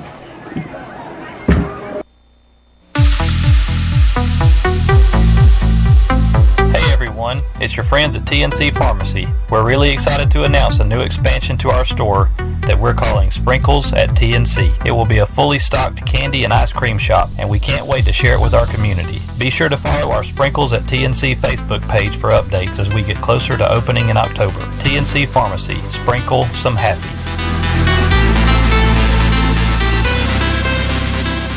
Wheelhouse online ordering is now live. Go to wheelhouse.com, click on Order Now, or go to Google Play or Apple App Store and download the Heartland Guest app. Don't forget our pizzas are now ready for purchase. Dine in or carry out. Come try and eat the best pizza around. Eat, love, live. Go Bobcats from everyone at the Wheelhouse here in Opp. Wheelhouse online ordering is now live. Go to wheelhouse.com, click on Order Now, or go to Google Play or Apple App Store and download the Heartland Guest app. Don't forget our pizzas are now ready for purchase. Dine in or carry out. Come try and eat the best pizza around. Eat, love, live. Go Bobcats from everyone at the Wheelhouse here in Opp. Young's Flowers and Gifts, been serving the Opp and surrounding area for over 50 years. Located at 114 East Covington Avenue, downtown Opp. You'll find Sorelli handcrafted fashion jewelry, chocolate gourmet apples and caramels, Priester's pecans, Tyler candles, scented for everyone's taste. For all occasions, from Christmas, Valentine, Mother and Father's Day, other occasions like dance recitals, tryouts, homecoming courts, graduation, and of course, funerals. You can also have them place flowers on your father's and mother's grave for all occasions. Where do you find this at? Young's Florist and Gift. Give them a call, 493-4566. Family owned and operated since 1965, Bob Taylor Carpet One is your hometown flooring business. Whether you are building a new custom home, remodeling, or just want to spruce up that one room, come see us for all your flooring needs. Carpet, tile, luxury vinyl plank, or hardwood. We have what you are looking for. Bob Taylor, Carpet One in downtown Opp, Alabama. Come see us. With the right business tools from CCB Community Bank, I'm now able to effectively manage my receivables and improve my cash flow. I got the advice I needed to grow my bakery, and life has never been sweeter. What do you need to help move your business forward? Whether your business is big or small, CCB will work closely with you to determine which banking solution fits your specific needs. CCB's team of experienced and knowledgeable bankers can work with you to provide the right products and services to complement your growth. Love better banking with CCB Community Bank, member FDIC. WOPP, WAMI, Welcome back to halftime at Chanel Lee Stadium, where the Bobcats are leading 27-0. It's been Bobcat most of the night, especially on turnovers, and Bobcats have been able to take advantage of the turnovers quite well, and it's made it an interesting game for the Bobcats. I'm sure it's not for the other team, as they say. So that's sometimes it's the way the ball bounces. They're out there now, Daleville, marching. What are they? I forgot what they were. But anyway, they're marching right now and doing a pretty good job. They got these billboard type things out there that kind of explain some of the things they're doing.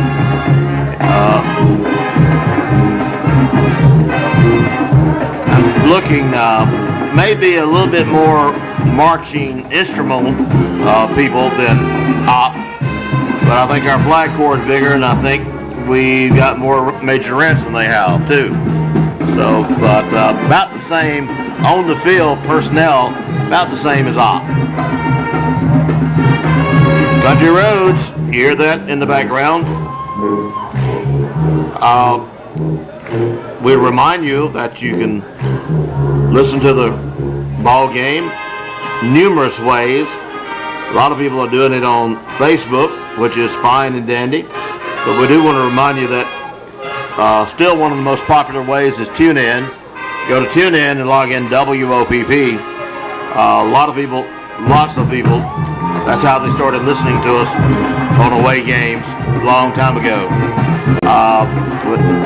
Also 606 TV if you're on Mediacom here in Opp and Andalusia. Of course, my 102.3 FM in the area. And just in case, the AM is on at 1290 AM. You can get in Opp. We'll be going to the Marching Black and Gold shortly. And, next Saturday is a Little Bighorn. Last I knew, 25 bands are in it, maybe a lot more than that now.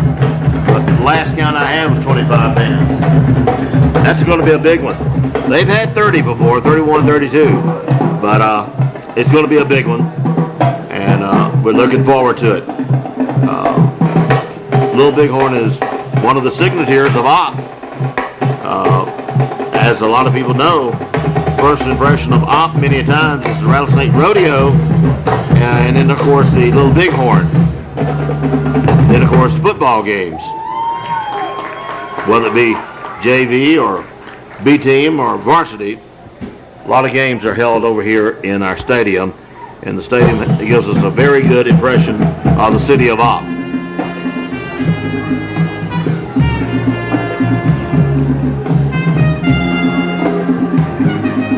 It's been virtually all Opp tonight, especially with turnovers and Opp being able to capitalize on them this time. That is a great improvement over the season. Some of the turnovers during the season that we got didn't capitalize on, and then we caused some of the we turned the ball over several times also. So much improved tonight. Daleville is, I don't know. They're down on some players. They don't have many players. And I understand several were dismissed from the team during the week. So they got some inter-squad problems, and they're being adjusted.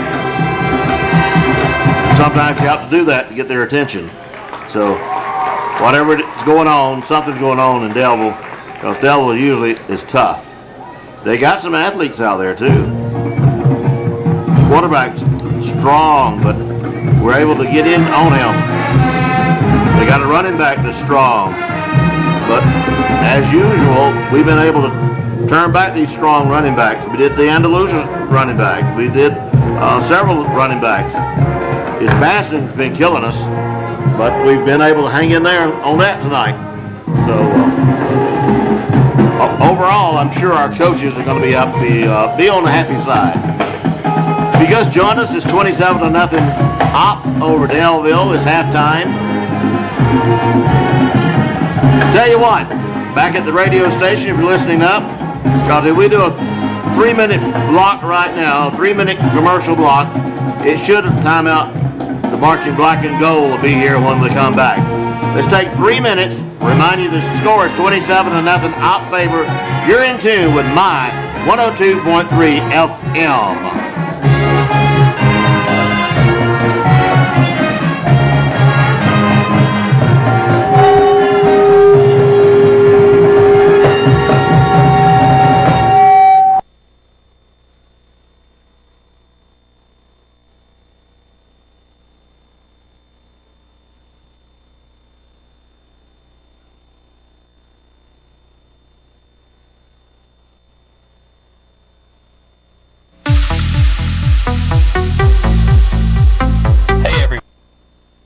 Family owned and operated since 1965, Bob Taylor Carpet One is your hometown flooring business.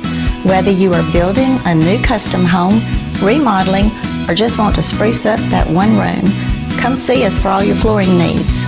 Carpet, tile, luxury vinyl plank, or hardwood. We have what you are looking for. Bob Taylor Carpet One in downtown Opp, Alabama. Come see us.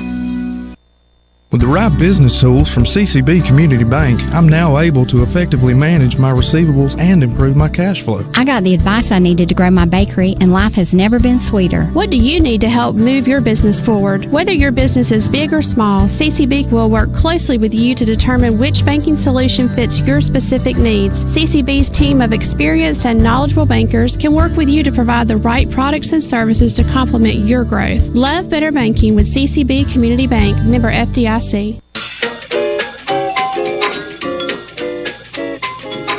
David's Catfish House, 1842 East 3 Notch Street, Highway 29 North in Andalusia, where the catfish are farm-raised in Yazoo, Mississippi. Go to David's 11 to 2, Tuesday through Friday, and get a lunch basket filled with fish strips, shrimp, or chicken. That includes a hush puppy and one of the following slaw, french fries, or cheese grits. That's David's Catfish House, all you can eat catfish and shrimp. David's Catfish House says go Bobcats and go Trojans. With Hardee's Double Deals, get a double cheeseburger or bacon double cheeseburger starting at just $2.99. That's double the Hardee goodness with 2 charbroiled patties and cheese. Or double the Hardee goodness with 2 charbroiled patties and cheese and bacon. Both starting at only $2.99. Hardee's, goodness in the making. These items only. Price and participation may vary. Tax not included. Visit restaurant or app for details. H.D. Edgar Trucking, home-owned and operated, proud to be located in Opp, proud to employ hometown folks, proud to support our schools, proud to support our industries, and proud to support Focus on the Family at 6 a.m. and 12 noon on WOPP. Durwood and Martha Edgar and staff at H.D. Edgar Trucking ask that you consider attending a church of your choice this Sunday. WOPP, Opp, WAMI, Opp. Welcome back to halftime here at Chinelli Stadium. The Bobcats are leading 27-0. Here's the marching black and gold.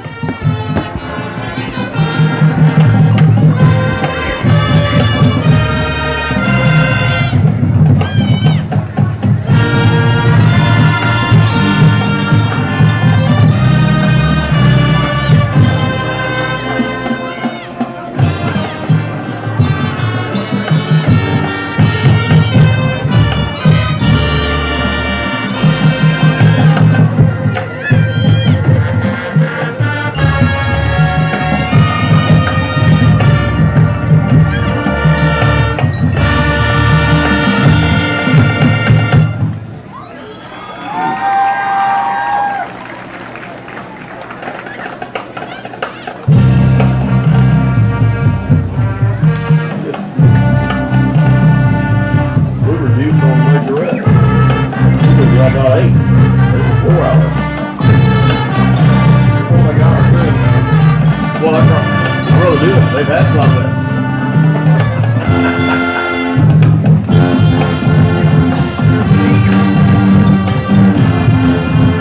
I don't hear nothing good about these drums. That's great. Oh, I didn't know that.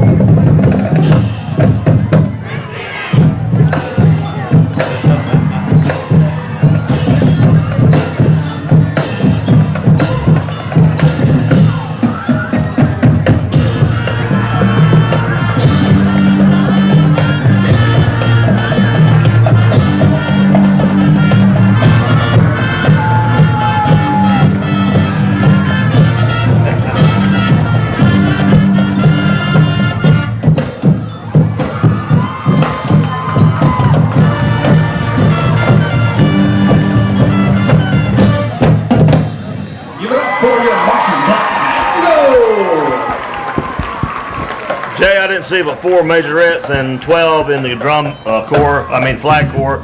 I think the number's a little down there, but it seemed like there's more marching and more having fun.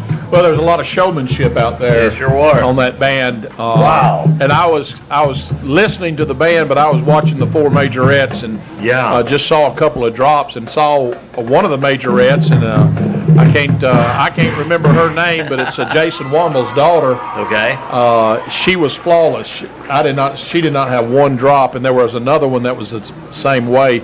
But anytime you're throwing them batons up the way they're throwing them and spinning around, Robert, you and I we'd have a problem if we tried to do that. But those young ladies did an excellent job, as did the color guard, as well as the drum major and the band. Just a beautiful and entertaining show. I got watching the football player that's out there. They started off the first game or two. All he done is march a little square. He's marching with them tonight. Then. Oh yeah, he's Well, the whole band, they're building that program as they go, and they're doing an excellent job. I can hardly wait. They got Little Bighorn next weekend, and I hope the folks will come up and support that. Last I heard, 32 bands were coming. Well, I told them at halftime it's 25. That last I'd heard. So you're probably more accurate than me. I believe I'm 32. Right. I believe I'm right when I heard someone say they had 32 bands signed up. Wow, that's unreal. Well, we are glad they're coming. I tell you, let's see what's on the scoreboard. Oh, okay. I was going to do a 3-minute break, but we're going to do a 2-minute break. A 2-minute break. 2-minute break. We'll remind you that the Bobcats are leading 27-0. This is Bobcat Football on my 102.3 FM.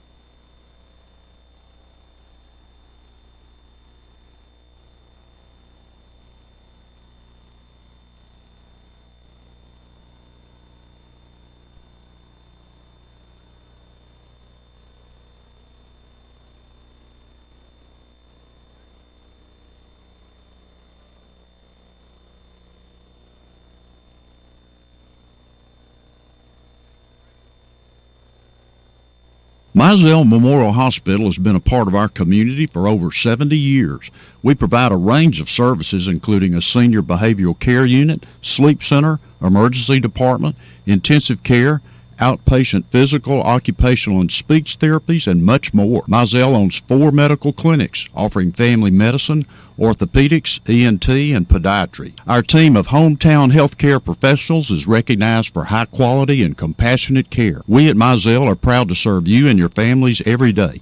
Go Bobcats! Good morning, good people. It's baseball, hot dogs, apple pie, and Hoss's Auto Sales. Summer has arrived, and it's so hot you just want to jump in a pool. Everything is sizzling at Hoss's Auto Sales. Stop by and see what we can do for you and your automobile needs, because we make trading easy, and it's too hot to be walking. Come see us. Remember, drink lots of water, be kind, and be blessed. S&P Communications on the North Bypass here in Opp for your professional radio communication and tower needs here in South Alabama.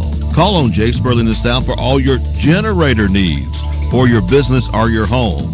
The in-place generator or the portable generators. Don't be without power during or after the storm. Sale, installation, and service. Call S&P Communications 493-6729. We know how to keep the lights on. I get a little obsessive about supporting my local community. I buy local produce, local toothpaste, trampolines, artisanal cat toys. I'm just a local gal. That's why I was so excited to learn that banking with a local community bank supports local businesses every day. I can finally stop thinking about it. So I'm celebrating with a staycation and some local peanut brittle. Yum. Southern Independent Bank. Member FDIC. Equal housing lender. WOPP. WAMI. ladies. All right, we're back at Chanel East Stadium getting ready for the second half kickoff. Bobcats lead 27-0 over the Daleville Warhawks. Allen, it's been all Bobcats the first half. It has. They've been impressive. We've just been a tougher team. I don't know that we're the more athletic team. Daleville has tremendous size and some really good skilled players. Their quarterback reminds me of Lamar Jackson, for the Baltimore Ravens, but we're just a more complete team tonight, Coach. Yeah, so far, ball's bounced our way. I think we got a little more to play for. Their playoff hopes are over. Ours are still possible. That should be a penalty against number 44, Daleville, decleated Zeb Green. Might have helped Zeb Green out. Maybe to make him mad, he'll start playing harder. Yeah, that's going to cost him 15 to start, and that's just an attitude, just a desperation penalty there, just mad at the way things are going kind of thing. Had no reason to do that, just the ball was already kicked out of bounds, and two officials, two flags, two officials saw it, so that's going to cost them another 15. Yeah, we kicked it out of bounds right around the 35, so it would have been spotted on the 35, Coach, but I guess it'll go back to the 20. But I guess they're trying to determine the spot of the foul. I don't know. There's no way it could be against Opp. I wouldn't think so. I don't know what they're discussing over there. I don't know if they're talking about re-kicking the ball or just it would be a dead ball foul because the ball was out of bounds. Well, the number 44 for Daleville that hit Zeb Green and leveled him, and when I say leveled him, he sent him flying in the air into the Opp bench. Number 44 is a big man. He looks like he caught a pass early in the game and looked real good, and that's the only time we've really called his number. Yeah. Other than now. Yeah, I think if I'm Daleville, they're going to roll off 15 yards, out. I think. If I got a quarterback as athletic as their guy, I'm just going to boot him out every time. If you see an open man, throw it. If not, run. Run for your life. Oh, my gosh. After the play, personal foul against the Warhawks. I don't understand. They only moved the ball 5 yards. That didn't even, the math doesn't add up, Coach. No, I don't understand that, and I think Coach Brunson wants an explanation.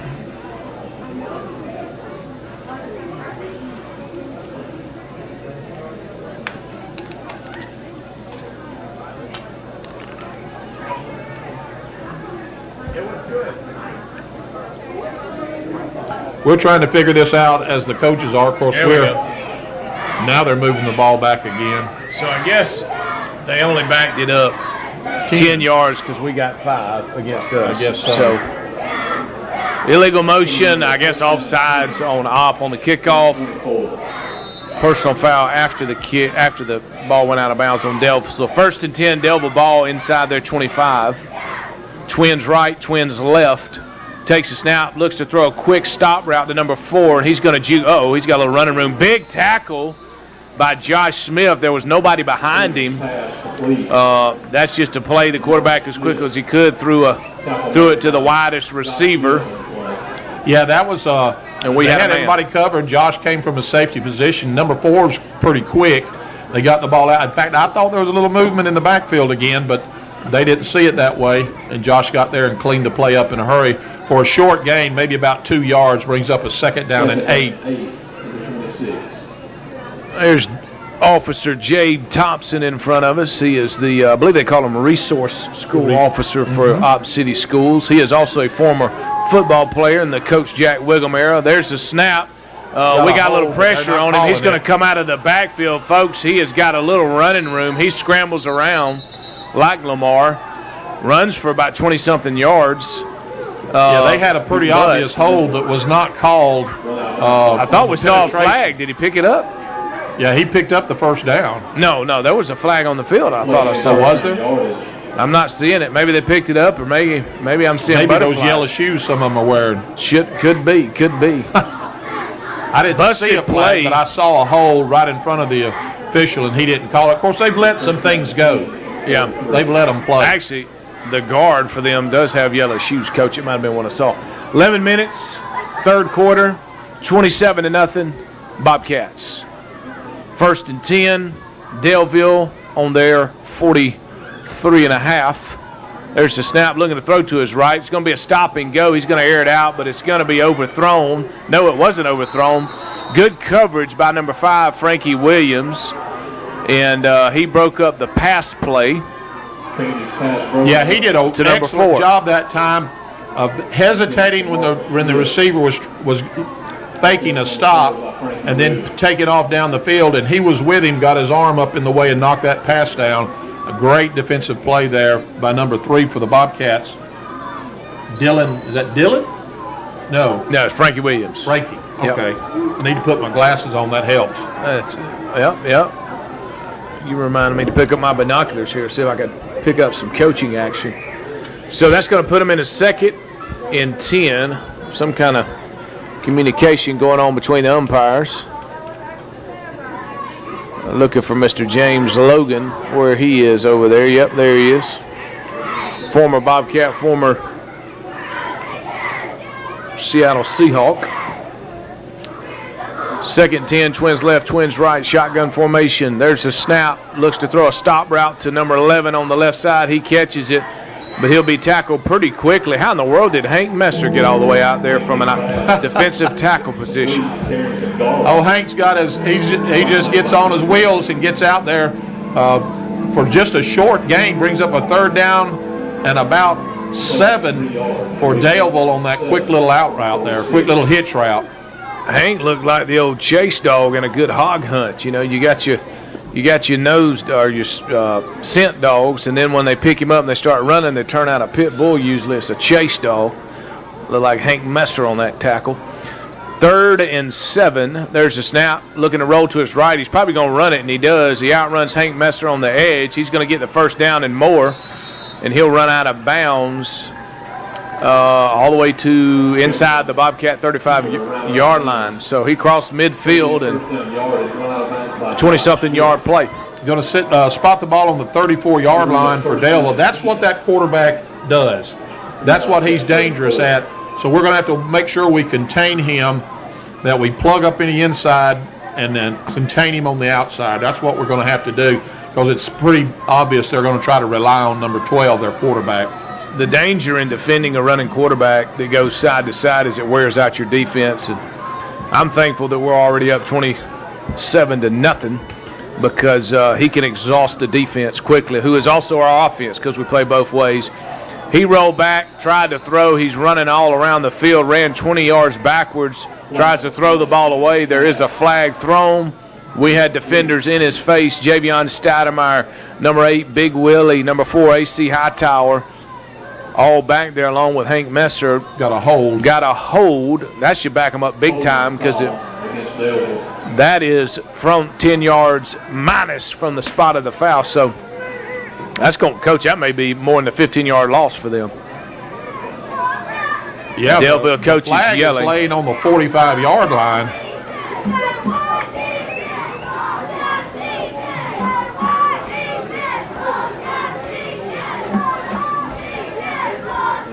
But they did it from the line of scrimmage, marked it off from the line of scrimmage. I think the Daleville coach is upset. Umpire's coming over and telling them, the coaches, to get off the field. There's some animation taking place. If I was to compare it to the RPMs on your vehicle, running pretty high right now.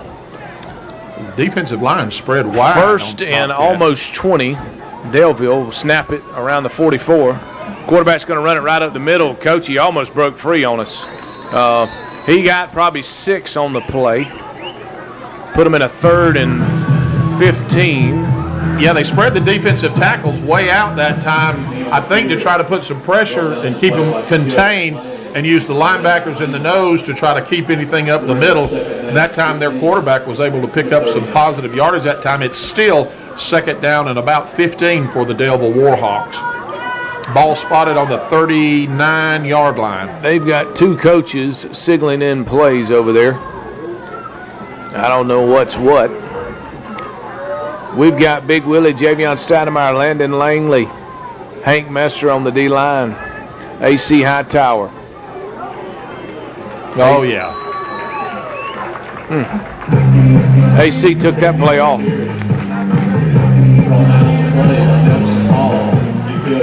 I can't hear a word you're saying when that music starts. It wasn't positive, Coach. I won't repeat it. From the 41. You know, Coach, one of the, you know this, Coach, you were a head football coach at 2 different high schools. More than getting the right dogs and the right talent, in my opinion, in high school sports, is getting what you have to play to the best of their God-given ability. And that's mental to me. I'm not talking about drills and strength. I'm talking about your own willingness to put in the work and play wide open. You're absolutely right there. There's a pass across the middle, folks, and they're going to score. He threw a crosser. Oh, we got a taunting. It should be a penalty, and it is. He, as he was going into the end zone, he pointed to the op defender running behind him. Generally, I don't do that when I'm down 4 scores. Not a lot to be taunting about when you're down that many scores, but and he actually did that going into the end zone. But you know, Coach, your brother-in-law, Coach Jamie Riggs, one of the things he told me when he hired me, I'll never forget this. I walk into the T.R. Miller locker room the first time on my first day. Actually, it was my interview, and you know, at this point, T.R. Miller won the state championship my senior year in op, or either we're runner-up, and this is 4 years later after I've graduated from Alabama, coaching and playing up there, and I'm thinking I'm fixing to see a bunch of big dudes, you know, because T.R. Miller has such a rich tradition. I walk in, Coach, I see nothing but average-size guys, smaller than guys I played with. He looked at me, and he said, "You thought you were going to see some bigger boys, didn't you?" I said, "Yes, sir, Coach." And he looked at me and said, "I've made my living as a coach getting the average South Alabama player to play above himself." There he goes. It'll be a quarterback keeper, and he'll get the 2-point conversion. He did a little high-stepping himself, so Daleville taking every opportunity to enjoy their first touchdown of the game, 27-8. Well, that's what you want to do when you come out the second half, is try to get some momentum going. Now, Op needs to answer right here, but you're right. I used to go and talk with Coach Riggs a good bit, and he would tell me, because I'd talk to him about offensive line and those kinds of things, and he made offensive linemen pull and do things. He made a center pull and do things that you just don't see anybody doing. And I said, you can't do that. And he would always say, well, if you practice it enough, you can. And he would tell me, I'd say, you know, I don't have very big guys. He said, 165 pound is for me is an ideal guard. 165. I was 20 pounds heavier than that at quarterback. Because they can move. They can move. Yeah. And he said, scrappy. He said, when you've got good running backs, they don't have to be great blockers. They have to be great at getting in the way of the defense. And your great running backs can set it up and make the right cuts. That's good. He made a living doing that. So here's where the 15-yard penalty is being assessed on the kickoff. And that was from a taunting penalty. If you just tuned in, Daleville scored their first touchdown. Ops 27, Daleville's 8. We've missed a couple extra points. Number 44, big tough player for Daleville. He got a personal foul coming out of the half. He does a short kick. Jamarian Allen catches it, and he's going to be surrounded by Daleville Warhawks. He's going to get the ball across the 50, though, so because they were backed up to their 20 is where they kicked it, or 25. So we'll get it 1st and 10, Coach, middle of the field. My goodness, our first snap after this kickoff will be on the Daleville 48. Yeah, I couldn't ask for a better situation for the Bobcats to start their first drive in the second half. Right out now, and they need to make a statement now. Right now, we've got all our starters in. Except for, of course, he's kind of a rotator. Number 24, Savon Barnes. He is a sophomore that was moved up a few weeks ago. And we're in the Twins left. We're going to hand the ball off up the middle to Jamarian Allen. He's going to kind of run it out wide. He'll drag a few Daleville Warhawks for a couple yards. They gave him forward progress. Yeah, Alan Jones coming into the ball game. Jamarian a little shook up, but he's going to stay in the ball game. Picks up about 2 yards that time. He just never able to really get going. He just kind of got behind the pile and just kind of helped push the pile forward. Picked up 2 yards on the play for the Bobcats. 2nd down and 8. Man, look at number 56 for Daleville, left tackle. That's a big youngin. That's a college player. I don't know if he hustles like one, but he looks like one. Boy, they've got every player except for 2 defensive backs in the box. Colby will keep it on that play. He goes right up the middle after faking a handoff. He'll get a yard. Put us at a 3rd and long. Not a real long, but what, Coach, 6 or 7 there? Yeah, I would right in between 6 and 7 yards for a 1st down, 3rd down. Big play for the Bobcats right here. Need to answer the call. And I don't know if this is 4-down territory for Coach Brunson or not. Twins left. Hubback left. That's Ethan Morgan. We tried to draw him off sides. Didn't work. We called the play. Everybody's looking at their wristbands. Colby gets back. He'll fake it and run right up the middle. He's got a little running room. He'll drive the pile forward close to a 1st down. I think he's going to be a 1.5 yards short. They mark him at the 39. He needs to get to the 38 for a 1st down. I don't see any change in the lineup, so it looks like they're 4th and 1, and the Bobcats going to go for it. Well, Coach, we got a pretty good view on this one. I'm almost looking directly down the line of scrimmage. I'm going to pull out my Nikon Monarch binoculars. I wish they would sponsor me for, pay me for this shout out I'm giving to Nikon.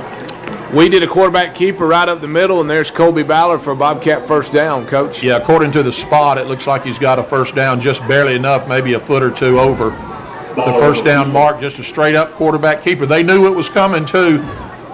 Just straight up man-on-man pushing that time. Got a little help from the backfield that time pushing Colby, and he got a 1st down. Looks like they're going to call timeout for a measurement. Oh, they just moved the ball back a little bit.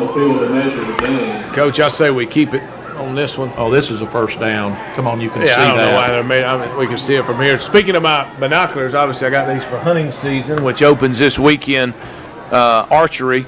Speaking of hunting, head coach Matt Brunson is an avid deer hunter and even more so a turkey hunter. I've never, Coach, gotten into the turkey bug, but those that are passionate about it. His son, Joe, who was a tremendous athlete in high school, who's now a linebacker for Huntington College in Montgomery, he is an avid hunter. So yeah, those people that love to turkey hunt, they go all out. They love it. I know former coach Rick Messick loves to turkey hunt. 1st down Bobcats. Well, you're going back in the 90s. Oh, yeah. Ricky Messick coached a lot of varsity basketball games. He did. Coached at Strawn.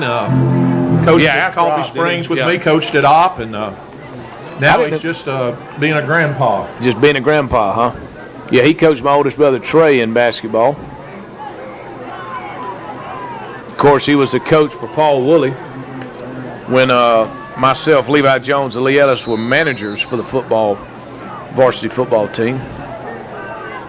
I don't think we did a very good job that year. We're going to motion Savon from left to right, hand it off number 24, Savon Barnes. He's going to cut it up. Ooh, he'll get hit hard by the quarterback, number 12, who's playing defense. But not after we get 3 yards. So 2nd and a long 7 for Opp. That time he made a good cut on the out. They had the outside covered, and he cut inside that block and was able to pick up some positive yardage. Brings up a 2nd down and about 7 for the Bobcats. If you are listening to us at home or out of town, let us know. Shoot me a text to see how many different folks we got following Bobcat football tonight on a somewhat of a chilly fall Friday night. It's kind of a gloomy, overcast day. Colby's going to fake it to number 7. He'll keep it and run right up the right guard. He'll get a handful, so that'll put us in a 3rd and short, maybe a long, 2 yards is all we need. Yeah. That time Colby, as you said, faked the handoff and kept it and got in behind that tackle and that guard.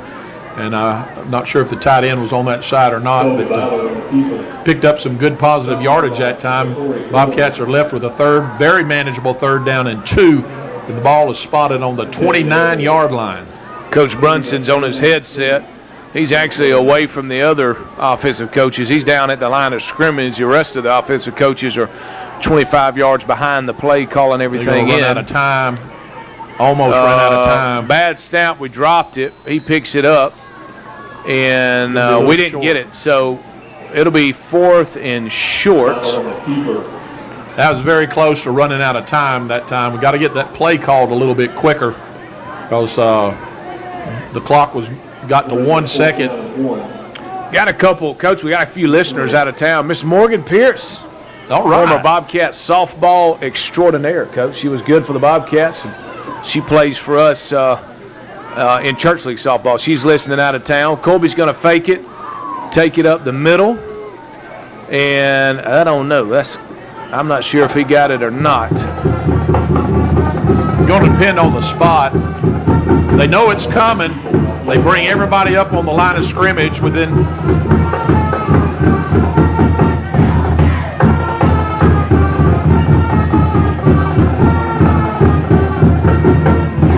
They're going to have to measure it again. That one's going to be a little closer than the last one. Mr. John Deere's Sun South himself, Drew Bowers, is listening tonight with his family, Katie, Miss Amelia Drew, and Sawyer Ann. So we are, speaking of softball, I've tried to get them to play for First Baptist for years, and they keep having babies, Coach. Haven't been able to get his wife, Katie, out on the field. But I would say that's a little more important. First down, Bobcats. All right, we got it. By the length of the ball. Not by much, but we did. And you mentioned the weather. Coach Brunson getting them fired up out there. You mentioned the weather. It is a little, I think it was 69 degrees at the start of the game. And it's a little bit more conducive to football weather. Makes it a little bit better on the players especially. Let's see here. So we're going to. All right, it's 27-8 if you're just tuning in. 3 minutes and 34 seconds and counting in the third quarter is op. 1st and 10. That was Neil Presley, former famous Bobcat, over the intercom, letting us know it's on the 27-yard line. We're going to know he fakes it again. Colby's going to keep it and run right up the middle. Man, he's pushing people forward. Had 2 Warhawks holding on to him. Gain down to the 25-yard line that time. And Colby's going to hand it off in a minute, and somebody's going to be off to the races because they're trying. They are really trying to keep folks inside to stop him from running like he's been running. And you mentioned it. His leg drive is phenomenal. The way he gets behind his shoulders when he feels that contact and keeps those legs driving. Well, Colby, from his sophomore to junior year, and even more his senior year, gained about 20 pounds of muscle, his dad told me. So going to have to call timeout on the field. Coach Brunson late getting that play in. We're going to take a 30-second break. You're listening to Bobcat Football on My 102.3 FM. S&P Communications on the North Bypass here in Opp for your professional radio communication and tower needs here in South Alabama. Call on Jay Sperling and South for all your generator needs for your business or your home. The in-place generator or the portable generators. Don't be without power during or after the storm. Sale, installation, and service. Call S&P Communications, 493-6729. We know how to keep the lights on. WOPP, WAMI, We're back at Chanel Lee Stadium. The Bobcats just picked up a first down, and on the first play after that, they got about 2 yards. So it's 2nd down and 8 for the Bobcats. Ball is spotted on the Daleville 25-yard line. Coach, we also got Morgan's dad, Mr. Clay Pierce, listening to us tonight. So great deal. We appreciate that. Of course, we know Metagold's listening. Metagold is there. He's watching it, too. He doesn't miss many games, folks. This is a big deal due to playing it safe on the medical side of things. He stayed home. But here we are on a 2nd and long. We're in a shotgun formation, tight left, wing left. They're going to give it off to Savon Barnes after he motioned from right to left. And he'll get close to a first down, but he's about a yard short. So 3rd and about 1. Brother Sean Bentley is holding the marker tonight. Just flipped it up to a 3rd down. Speed sweep that time to the near side and picked up some good yardage. It was. Same formation. We're motioning again from right to left, and we're going to hand it off again, but somebody moved. They'll whistle the play dead. So that's going to back us up to a 3rd and 6.5 instead of 3rd and 1.5. Bring up 3rd down and 7.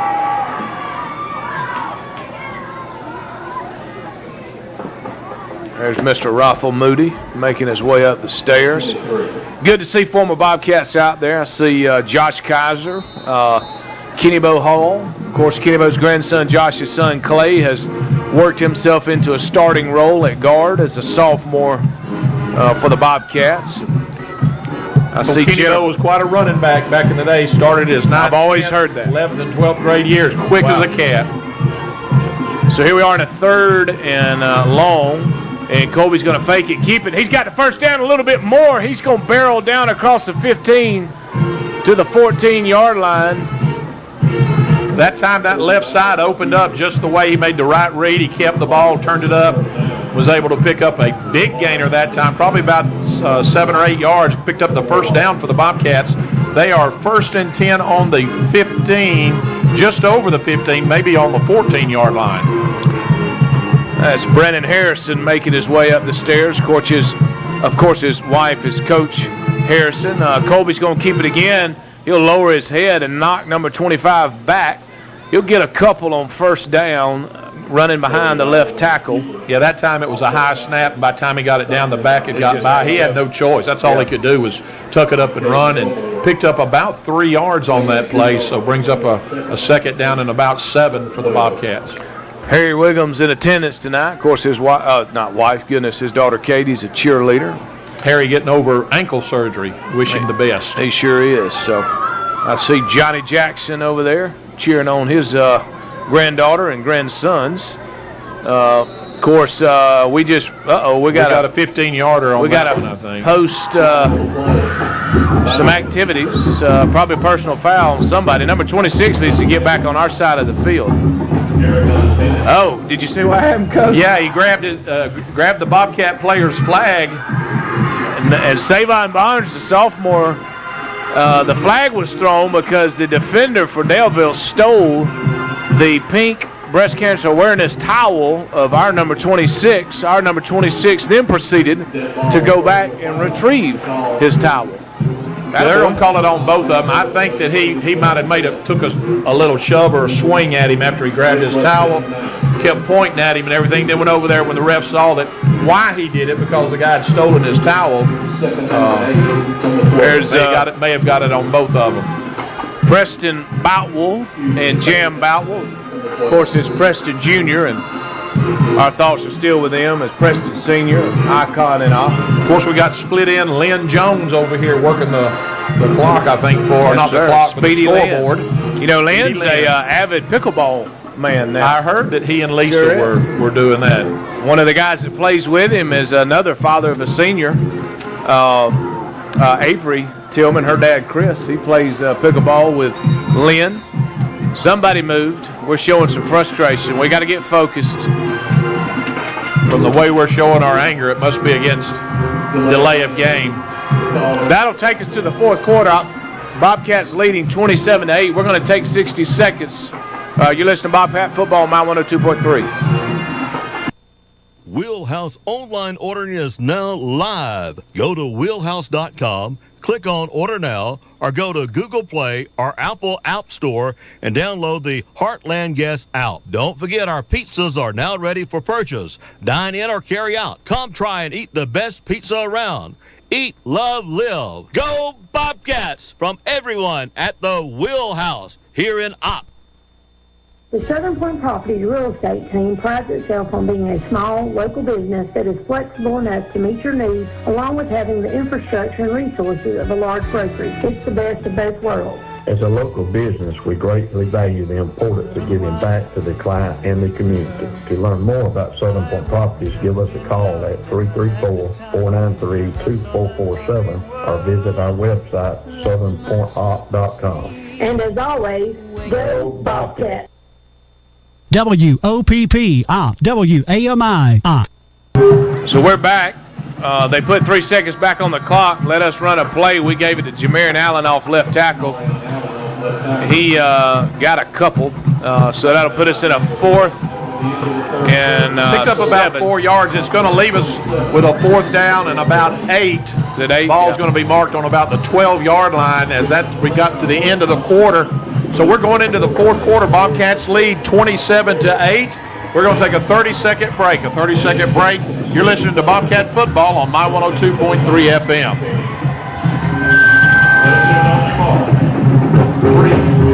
I believe we're still here, Coach. I think we're still here. Yeah, we're still here. So we'll take a 30-second break. We'll take it another time. Testing. Got the horses running down there in the eastern. My patients are not just a number. Come see me in October for your top-of-the-line 3D mammogram and get a free gift. But more importantly, come be treated like family. Mizell Memorial Hospital off Alabama, every day making a difference. WOPP op, WAMI op. Zone. Ball should be on about the 12-yard line. 4th down and about 8. This is going to be an interesting call. Yeah, it will be. You got to wonder if we'll do a play-action boot. You know, that was only 2 series during that quarter. They had the ball one time and we had the ball. Isn't that right? Yeah, I think 3. 3? I could be wrong. I think we got it first. They got it and we got it. No, we had to kick off to them. We kick it off? Yeah, we did. So here, Bobcats on a 4th and 8. We're going to go for it, and we're going to fake it. We're booting out. Got a man wide open. Can we find him? And we do. Touchdown to number 12 on a boot out, Demarion Thompson. He knew he was open as soon as he left the line of scrimmage on the opposite side of the field, and he had that left arm up, waving it back and forth, trying to get the attention of the quarterback, who had some pressure on him right at the end, who was rolling to the right, saw his receiver, made a beautiful pass, touchdown Bobcats. We got another famous listener. I call him Tarzan. Others know him as Judge Trippy McGuire. Oh, yeah. He's at Fort Walton Beach. Probably got a nice scuba diving trip planned for himself. Kick didn't quite make it. I believe actually Trippy's going to be speaking to the Historical Society around Mobile. He spoke to our Rotary Club, Jay, which you're a member of, this past week. Folks, it was very interesting. He talked about the Indian mounds located in and around Covington County, particularly off in Kinston. There, I know he knows where some are. He's very secretive about that. He doesn't want people going in and digging them up. Yeah. And a lot of them, if you don't know that they're mounds, you may not even recognize it when you see them. But anyway, Bobcats score again, 33-8 is the score. 11:46 to go in the 4th quarter as the Bobcats tee it up to kick it off back to the Daleville Warhawks.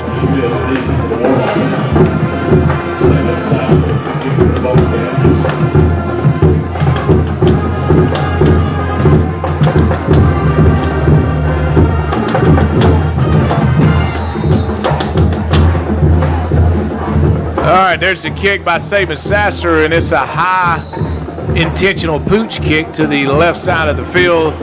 They fair caught it, so they'll get it 1st and 10 on about their 36.5. Bobcats leading 33-8 after the missed extra point. Colby Ballard connected on a play-action boot right. Demarion Thompson came from the other side of the field. Well, I saw that number 44 fair caught that ball, and he threw the ball to their sideline. Our ball boy didn't get the ball back, so he was trying to find the ball. Well, he threw it over there to their sideline. We may not see that one, Coach. That's unsportsmanlike stuff. I mean, he shouldn't be doing that. Twins left, Twins right. They're going to fake it. Number 12 is going to take off running. He wasn't even thinking about throwing it. He's got a first down, and we're going to knock him out of bounds. Maybe a holding, probably something ugly that number 44 did. There's another flag, maybe on the coach. I hope it wasn't on Josh Smith. Look, I saw Josh Smith getting up out from under number 44 where the flag landed. So it could be a holding. Hank Messer's coming off the field. I don't think he had anything to do with it. I would assume they're going to back up the Warhawks. But the umpires they're talking it over. Two flags. One came during the play, and then one came at the end of the play. Yeah, that's just some frustration playing out on Daleville's side. Some poor sportsmanship. We're getting the call from the official now. Holding against the Warhawks. Personal foul against the Bobcats. Heck, what did we do? Well, holding against the Warhawks, that's 10 yards. Personal foul against us, that's 15. So the Warhawks will win on the – but will they reset the down? One was after they marked off. This is tough. How do you call this?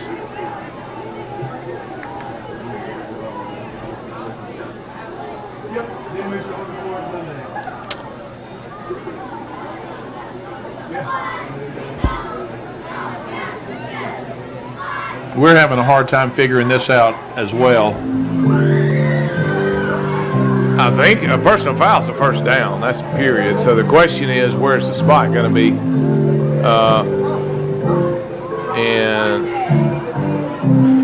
on the 49-yard line. So they're going to have a first down. You hear the music? They're playing a little bit mockery there. Probably shouldn't have done that, Josh. So it'll be first and 10, excuse me. The penalty will get them across the 50 into Bobcat territory, only to the 49. Landon Langley taking an aggressive stance at nose guard, excuse me. Shotgun formation, there's a snap. Looking to throw to his left. He's going to be pushed out by Javion Stoudemire and AC Hightower running. He's going to throw it towards the sideline, almost completed, but it wasn't. Incomplete to number 11 for Daleville. Number 11's on the field for the Bobcats. That's Harrison Smith. Number 3's in the game. That's Dylan Reisner. Javion Stoudemire putting a lot of pressure on that quarterback as he was rolling out this way. Found somebody that had him cut off where he couldn't cut up the field, so he made the throw. It would have been a tough catch. The player was on the sideline, was unable to bring it in. Second down and 10, ball on the 49-yard line.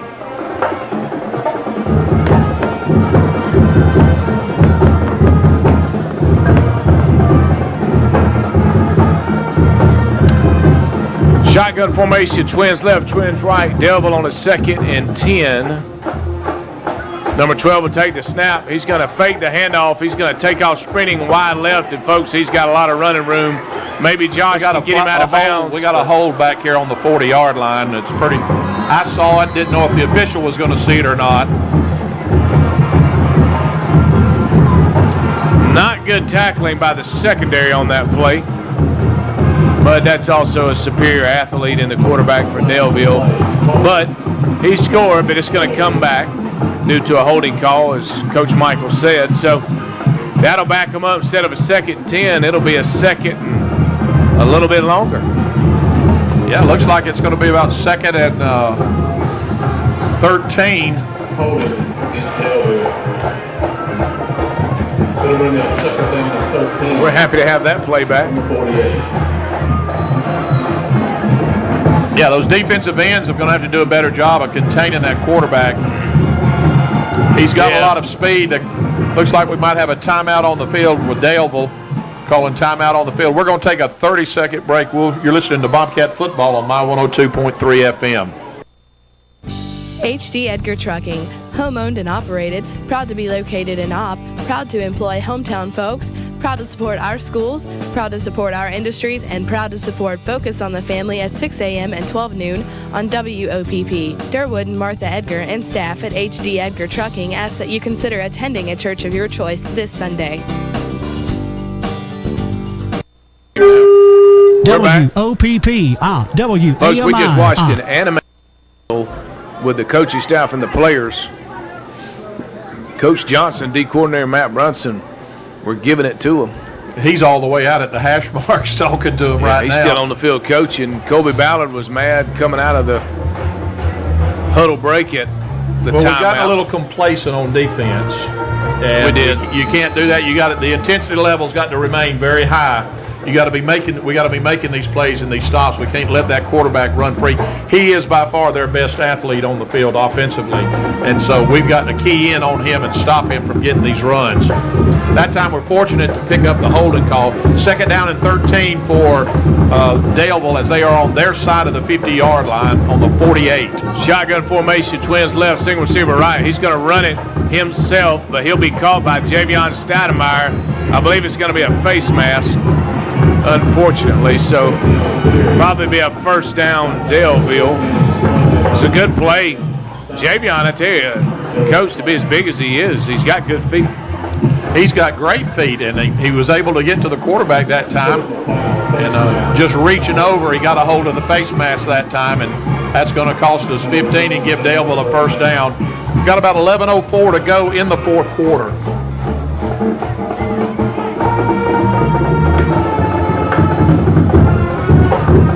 Ball spotted on the 35-yard line, first down Daleville as they come up to the line of scrimmage.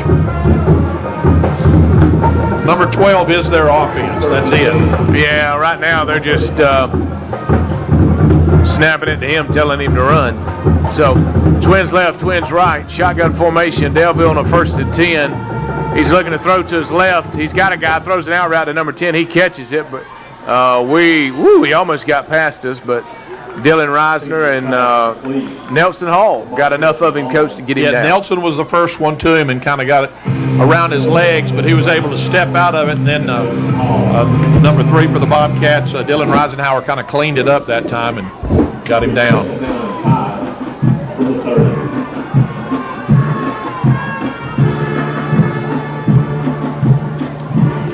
So here we are on a 2nd and 5, short 5 that is. Shotgun formation. Number 12 is going to throw a quick stand-up route to number 4. Coach, he'll lose a yard. Our defense is all over it. Big Willie, Jacalius Lane over there, able to get him wrapped up and throw him back, and he's going to be minus a yard. So it brings up a 3rd down for the Daleville Warhawks. 3rd down and about 6, maybe 7.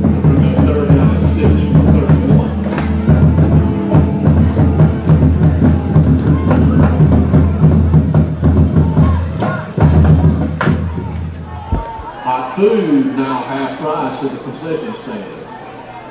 Half price hot food. So 3rd and 6 or a long 5. Yeah. Shotgun formation. Number 12 is looking to throw.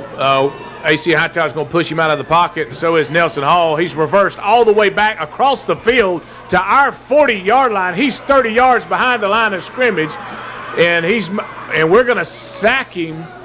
Javion Stoudemire sacked him for more than a 10-yard loss. Coach, I thought he was going to break free, and I couldn't tell if Javion tackled him or if he knocked the blocker into him and knocked him down. He snapped the ball just outside of our 30-yard line. Coach, he ran all the way back to their own 40-yard line. Yeah, Nelson Hall was the first one to put pressure on him.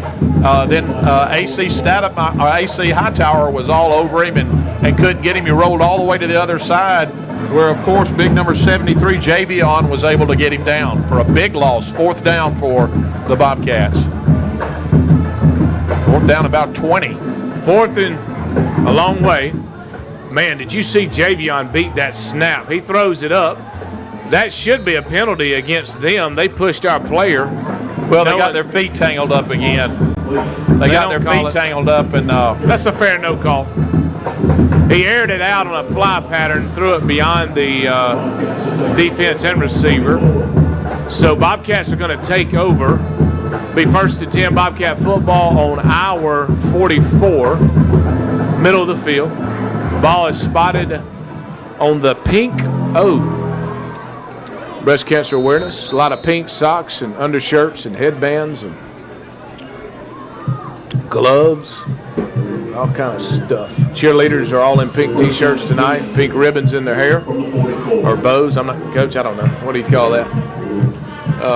Ribbons and bows. Ribbons and bows. Number 10 in for the Bobcats at wide receiver. Holt Blair's the big punter for the Bobcats. Savon Barnes in. Got a new guy. Let's see who this is here. 82, the pink-haired bandit, Brant Jones, in at wide receiver. He dyed his hair for tonight's game. We're going to hand it off. Josh Smith, I believe, is in at quarterback. Maybe his first snaps of quarterback of the year. He's the backup senior quarterback to Colby. Number 20, Will Jackson, running the ball. Will's done a tremendous job running the ball for the B team. Coach Brunson was bragging on him, talking about his vision as a running back. He finds holes and he sets up blocks. So that's a skill that sometimes really can't be taught. It's innate. You got it or you don't. My personal good thing opinion. these young guys, Alan, they get some quality football time right now. Well, I take that back. That can be taught, but Will's certainly ahead of the game with his skill set. Shotgun formation, Josh Smith. Oh, I don't know why we were moving. Josh is going to fake it and keep it. He tiptoes around for no gain. Actually lost a yard.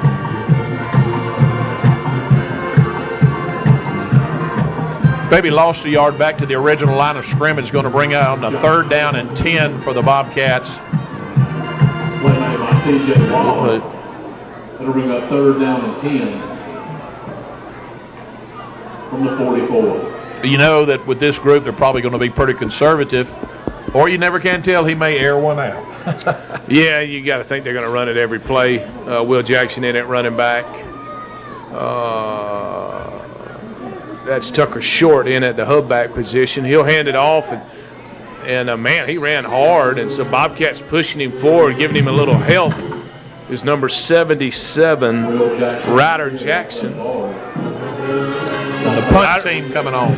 Ryder's a big kid. His dad, Lee Jackson, works for the city. He helps get our softball and really all our fields ready. Does a good job. So we're going to have to punt it. Grady Patterson will be snapping. Grady Blair will be Patterson, punting. yeah, he's 10th grader doing the long snap and has done most of the year, I think. Maybe all Sure year. has, yeah. Good snap. Good punt, straight up. Very high kick, not far, but very high. So it takes a kind of an average bounce. Doesn't go neither here nor there. So Daleville Warhawks take over just outside their 30-yard line. 1st and 10.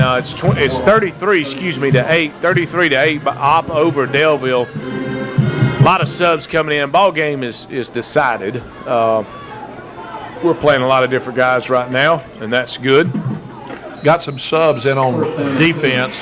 Mixed with starters. Javion's still in the game. I think I'd take him out, but either way, number 33's in. That should be Wyatt Hornsby. Number He's 13, going to be in Grady at Patterson in at linebacker. He's at nose Alan tackle. Jones in. Still got number 9, Tremaine Williams in at cornerback. Number 12 is going to take the snap at quarterback. He's going to fake it. No, he's going to give it. And, I think they're going to score, Coach. They ran it right up the middle, and it looks like their guy's faster than our guy. And he'll take it some 60 yards to the house for a Warhawk touchdown.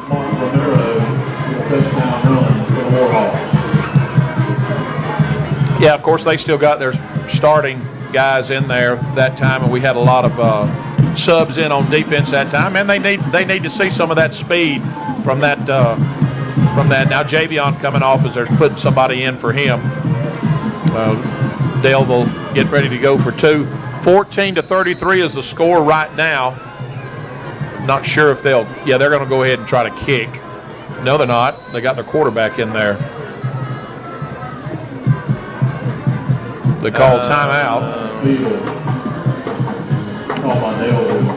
Daleville timeout on the field. Bobcats lead 33-14, 5:02 and go in the fourth quarter. Take a 30-second break. You're listening to Bobcat Football on My 102.3 FM. The folks at Horn Beverage Company says go Bobcats. The Horn Beverage Company of Troy is proud to be a Bobcat sponsor and fan. Have you tried our Callaway Blue Water, Calypso Lemonade, Sparkling Ice Flavored Water, and Blue Energy Drink? It's refreshing before, during, and after the game, or at the victory party, or the next tailgating. It's not bad at the Op Rattlesnake Rodeo either. The folks at Horn Beverage Company says go Bobcats.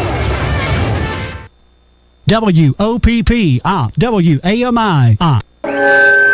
We're back, Chinelli Stadium.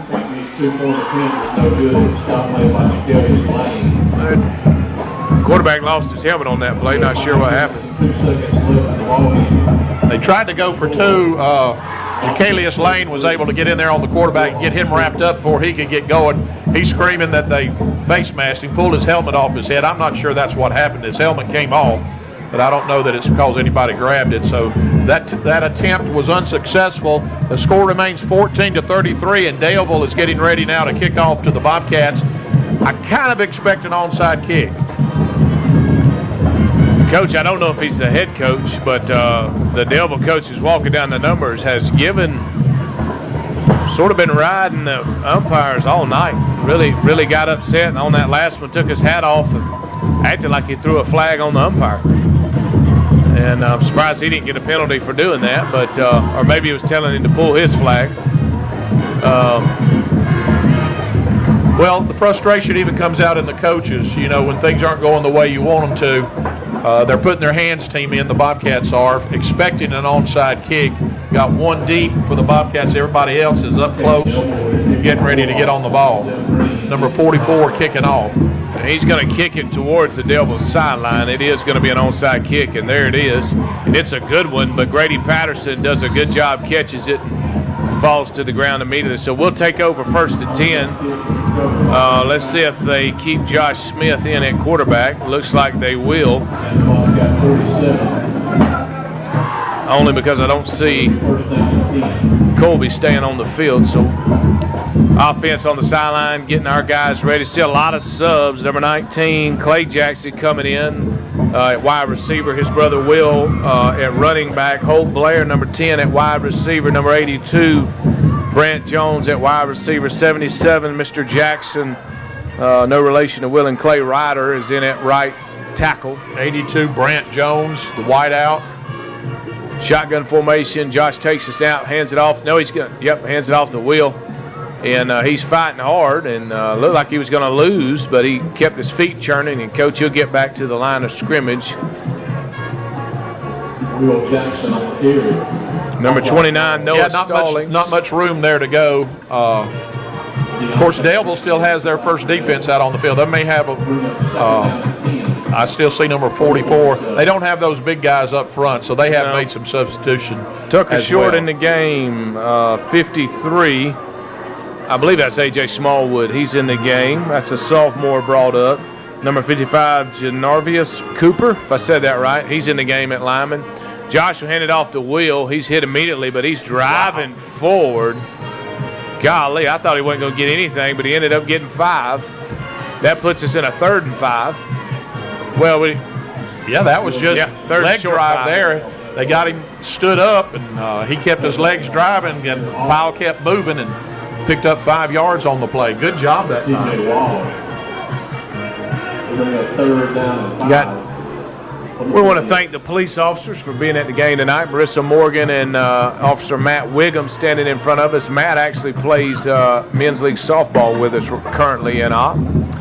Josh Smith in at quarterback, takes a snap. He's going to keep it himself and run out wide. Stiff arms one man, fakes out another man. Is a good first down run by senior backup quarterback Josh Smith. Of course, he starts at safety. Just a great play that time around that left end over there. Not been able to get anything up the middle. Maybe we ought to start thinking about getting around the edges a little bit. That time Josh did a good job picking up a critical first down. We're down to 3:25 on the clock, and it is running. So that's what Coach wants to do, pick up first downs and use clock. 33 14. Number 29 comes out of the game. That's Noah Stallings. Number 82 comes in, and that's Brant Jones. Shotgun formation. We're going to hand it off to Will. Right up the gut. He's got some running room. Runs over one defender. Pushed forward by another. He'll be tackled after a good 7-yard gain on first down. Yeah, just right up the middle that time, something that they've been stuffing every time we've tried it with this group. But that time, that offensive line did a good job of creating some space for that running back to get through. Hey, Bone! Coach Hightower. Yeah. This man told me fry. Oh, got a French fry. We appreciate Coach High feeding us. Oh, we got a little movement on there, but they let it go. They give it to Will. He runs. He's got a Look first at down and more. I tell you, Will's not a big guy. He's a skinny fella, but Coach, he's dragging people right now. It's taken more than one man to bring down Will Jackson tonight. You see that offense has got a little pep. They've got a little hop in their step. They got 2:17 to go. They want to get it in the end zone. Number 71. We don't have number 71. Maybe that's not his number. It looked like 71. Looks like number 9, Tremaine Williams in the game. There's the snap. Going to hand it off to Will again, and he won't get anywhere on this one. Clock inside 2 minutes now in the fourth quarter. Bobcats leading 33-14. Got some young men getting some playing time now. No gain on that play brings up a second down and 10. Tucker Short's been playing the hub back position this entire drive. Tucker's also a bass fisherman. They got a tournament next weekend. Wyatt Hornsby is a bass fisherman as well. Number 51, Elijah Womack in at left guard. So in a 2nd and 10, Josh will take the snap. He'll fake it, keep it, and run off right tackle, but there was somebody didn't block. Number 50 got in the backfield. He didn't get anywhere. Matter of fact, he lost 2 yards, or maybe even 3 yards. So 3rd and 12 or 13. 1 minute left in the game, folks. Less than now. The clock is ticking, so we'll get one more play in. That'll probably be it.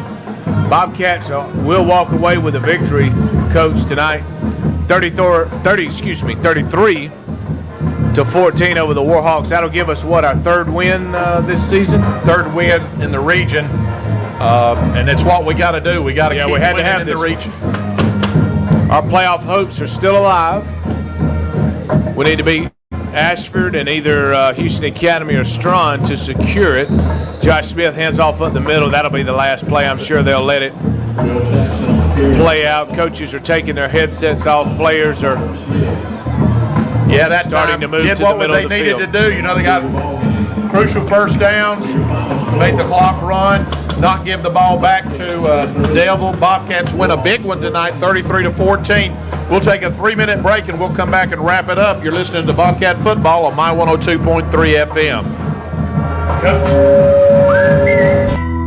With Hardee's Double Deals, get a double cheeseburger or bacon double cheeseburger starting at just $2.99. That's double the Hardee goodness with 2 charbroiled patties and cheese. Or double the Hardee goodness with 2 charbroiled patties and cheese and bacon. Both starting at only $2.99. Hardee's, goodness in the making. These items only. Price and participation may vary. Tax not included. Visit restaurant or app for details. HD Edgar Trucking Company, located in the Industrial Park on Highway 52 East, is now hiring drivers with 1 or more years experience. Current CDLs, drug test, and road test required. Call for an appointment, 493-6843. Now at HD Edgar Trucking Company, stay 3 years and receive 2 weeks paid vacation. Sign-on bonus at HD Edgar Trucking. HD Edgar Trucking, striving to make it a better home for our trucking family. Equal opportunity employer. HD Edgar Trucking, home-owned and operated, proud to be located in Opp, proud to employ hometown folks, proud to support our schools, proud to support our industries, and proud to support Focus on the Family at 6 a.m. and 12 noon on WOPP. Durwood and Martha Edgar and staff at HD Edgar Trucking ask that you consider attending a church of your choice this Sunday.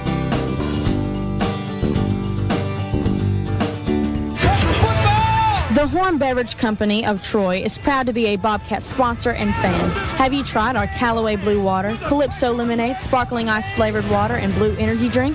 It's refreshing before, during, and after the game, or at the victory party, or the next tailgating. It's not bad at the Op Rattlesnake Rodeo either. Be at the game if all possible, but if you can't, listen to our friends at My 102.FM.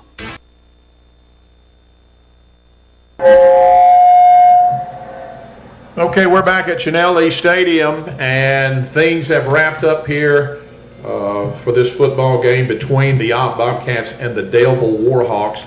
Huge win for the Bobcats, defeating Daleville 33-14. That means the Bobcats are now 3-4 on the season overall, 3-2 in region play, and we really have to win out. Next week we got to travel to Houston Academy.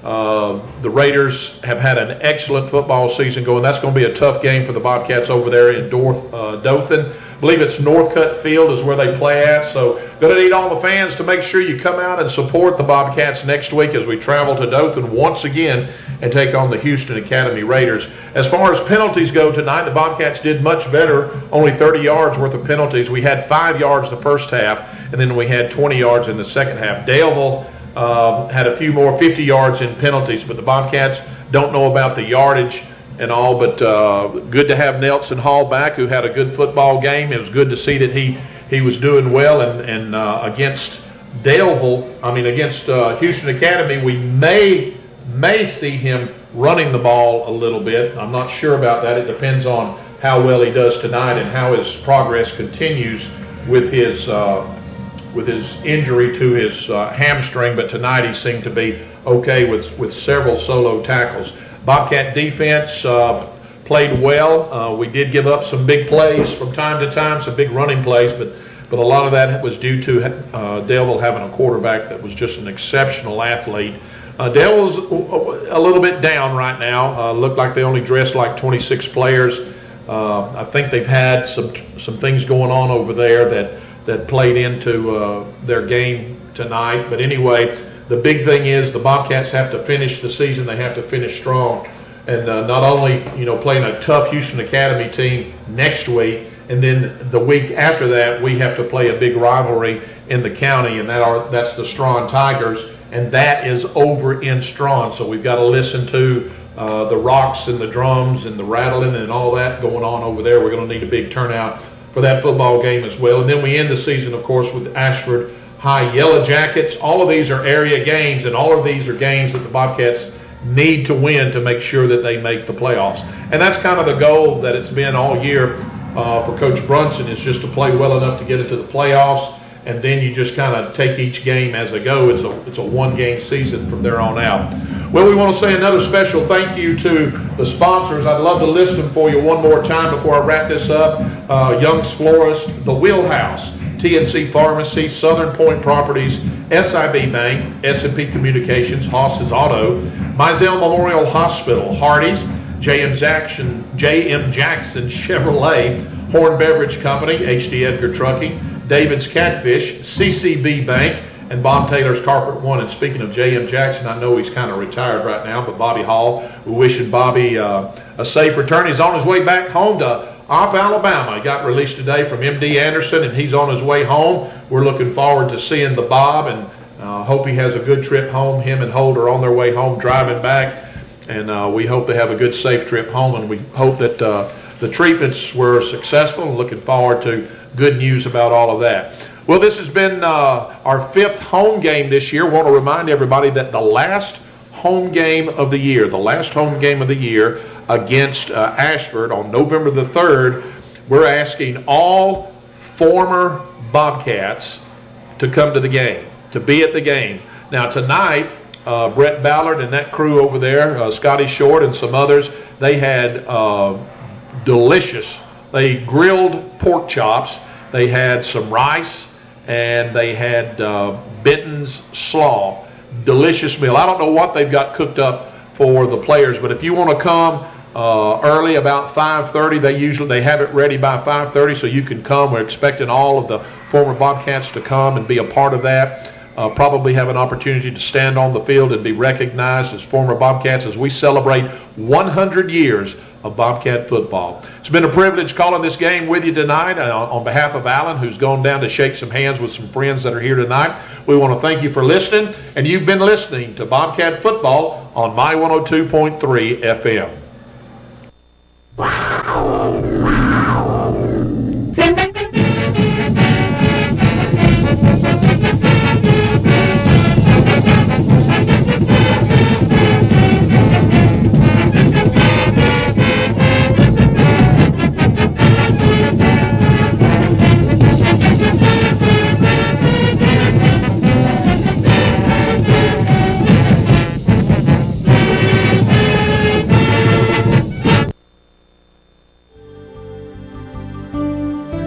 With my 102.3 News, I'm Jody Danford. Alabama's current labor participation rate is unexpectedly low, prompting employers to focus on hiring those with disabilities, which Governor Kay Ivey's office calls one of the state's largest untapped talent pools. On Friday, Ivey, alongside the Alabama Governor's Committee on Employment of People with Disabilities, presented awards to businesses that provide opportunities and contribute to the success of disabled individuals in Alabama. Ivey previously declared October as National Disability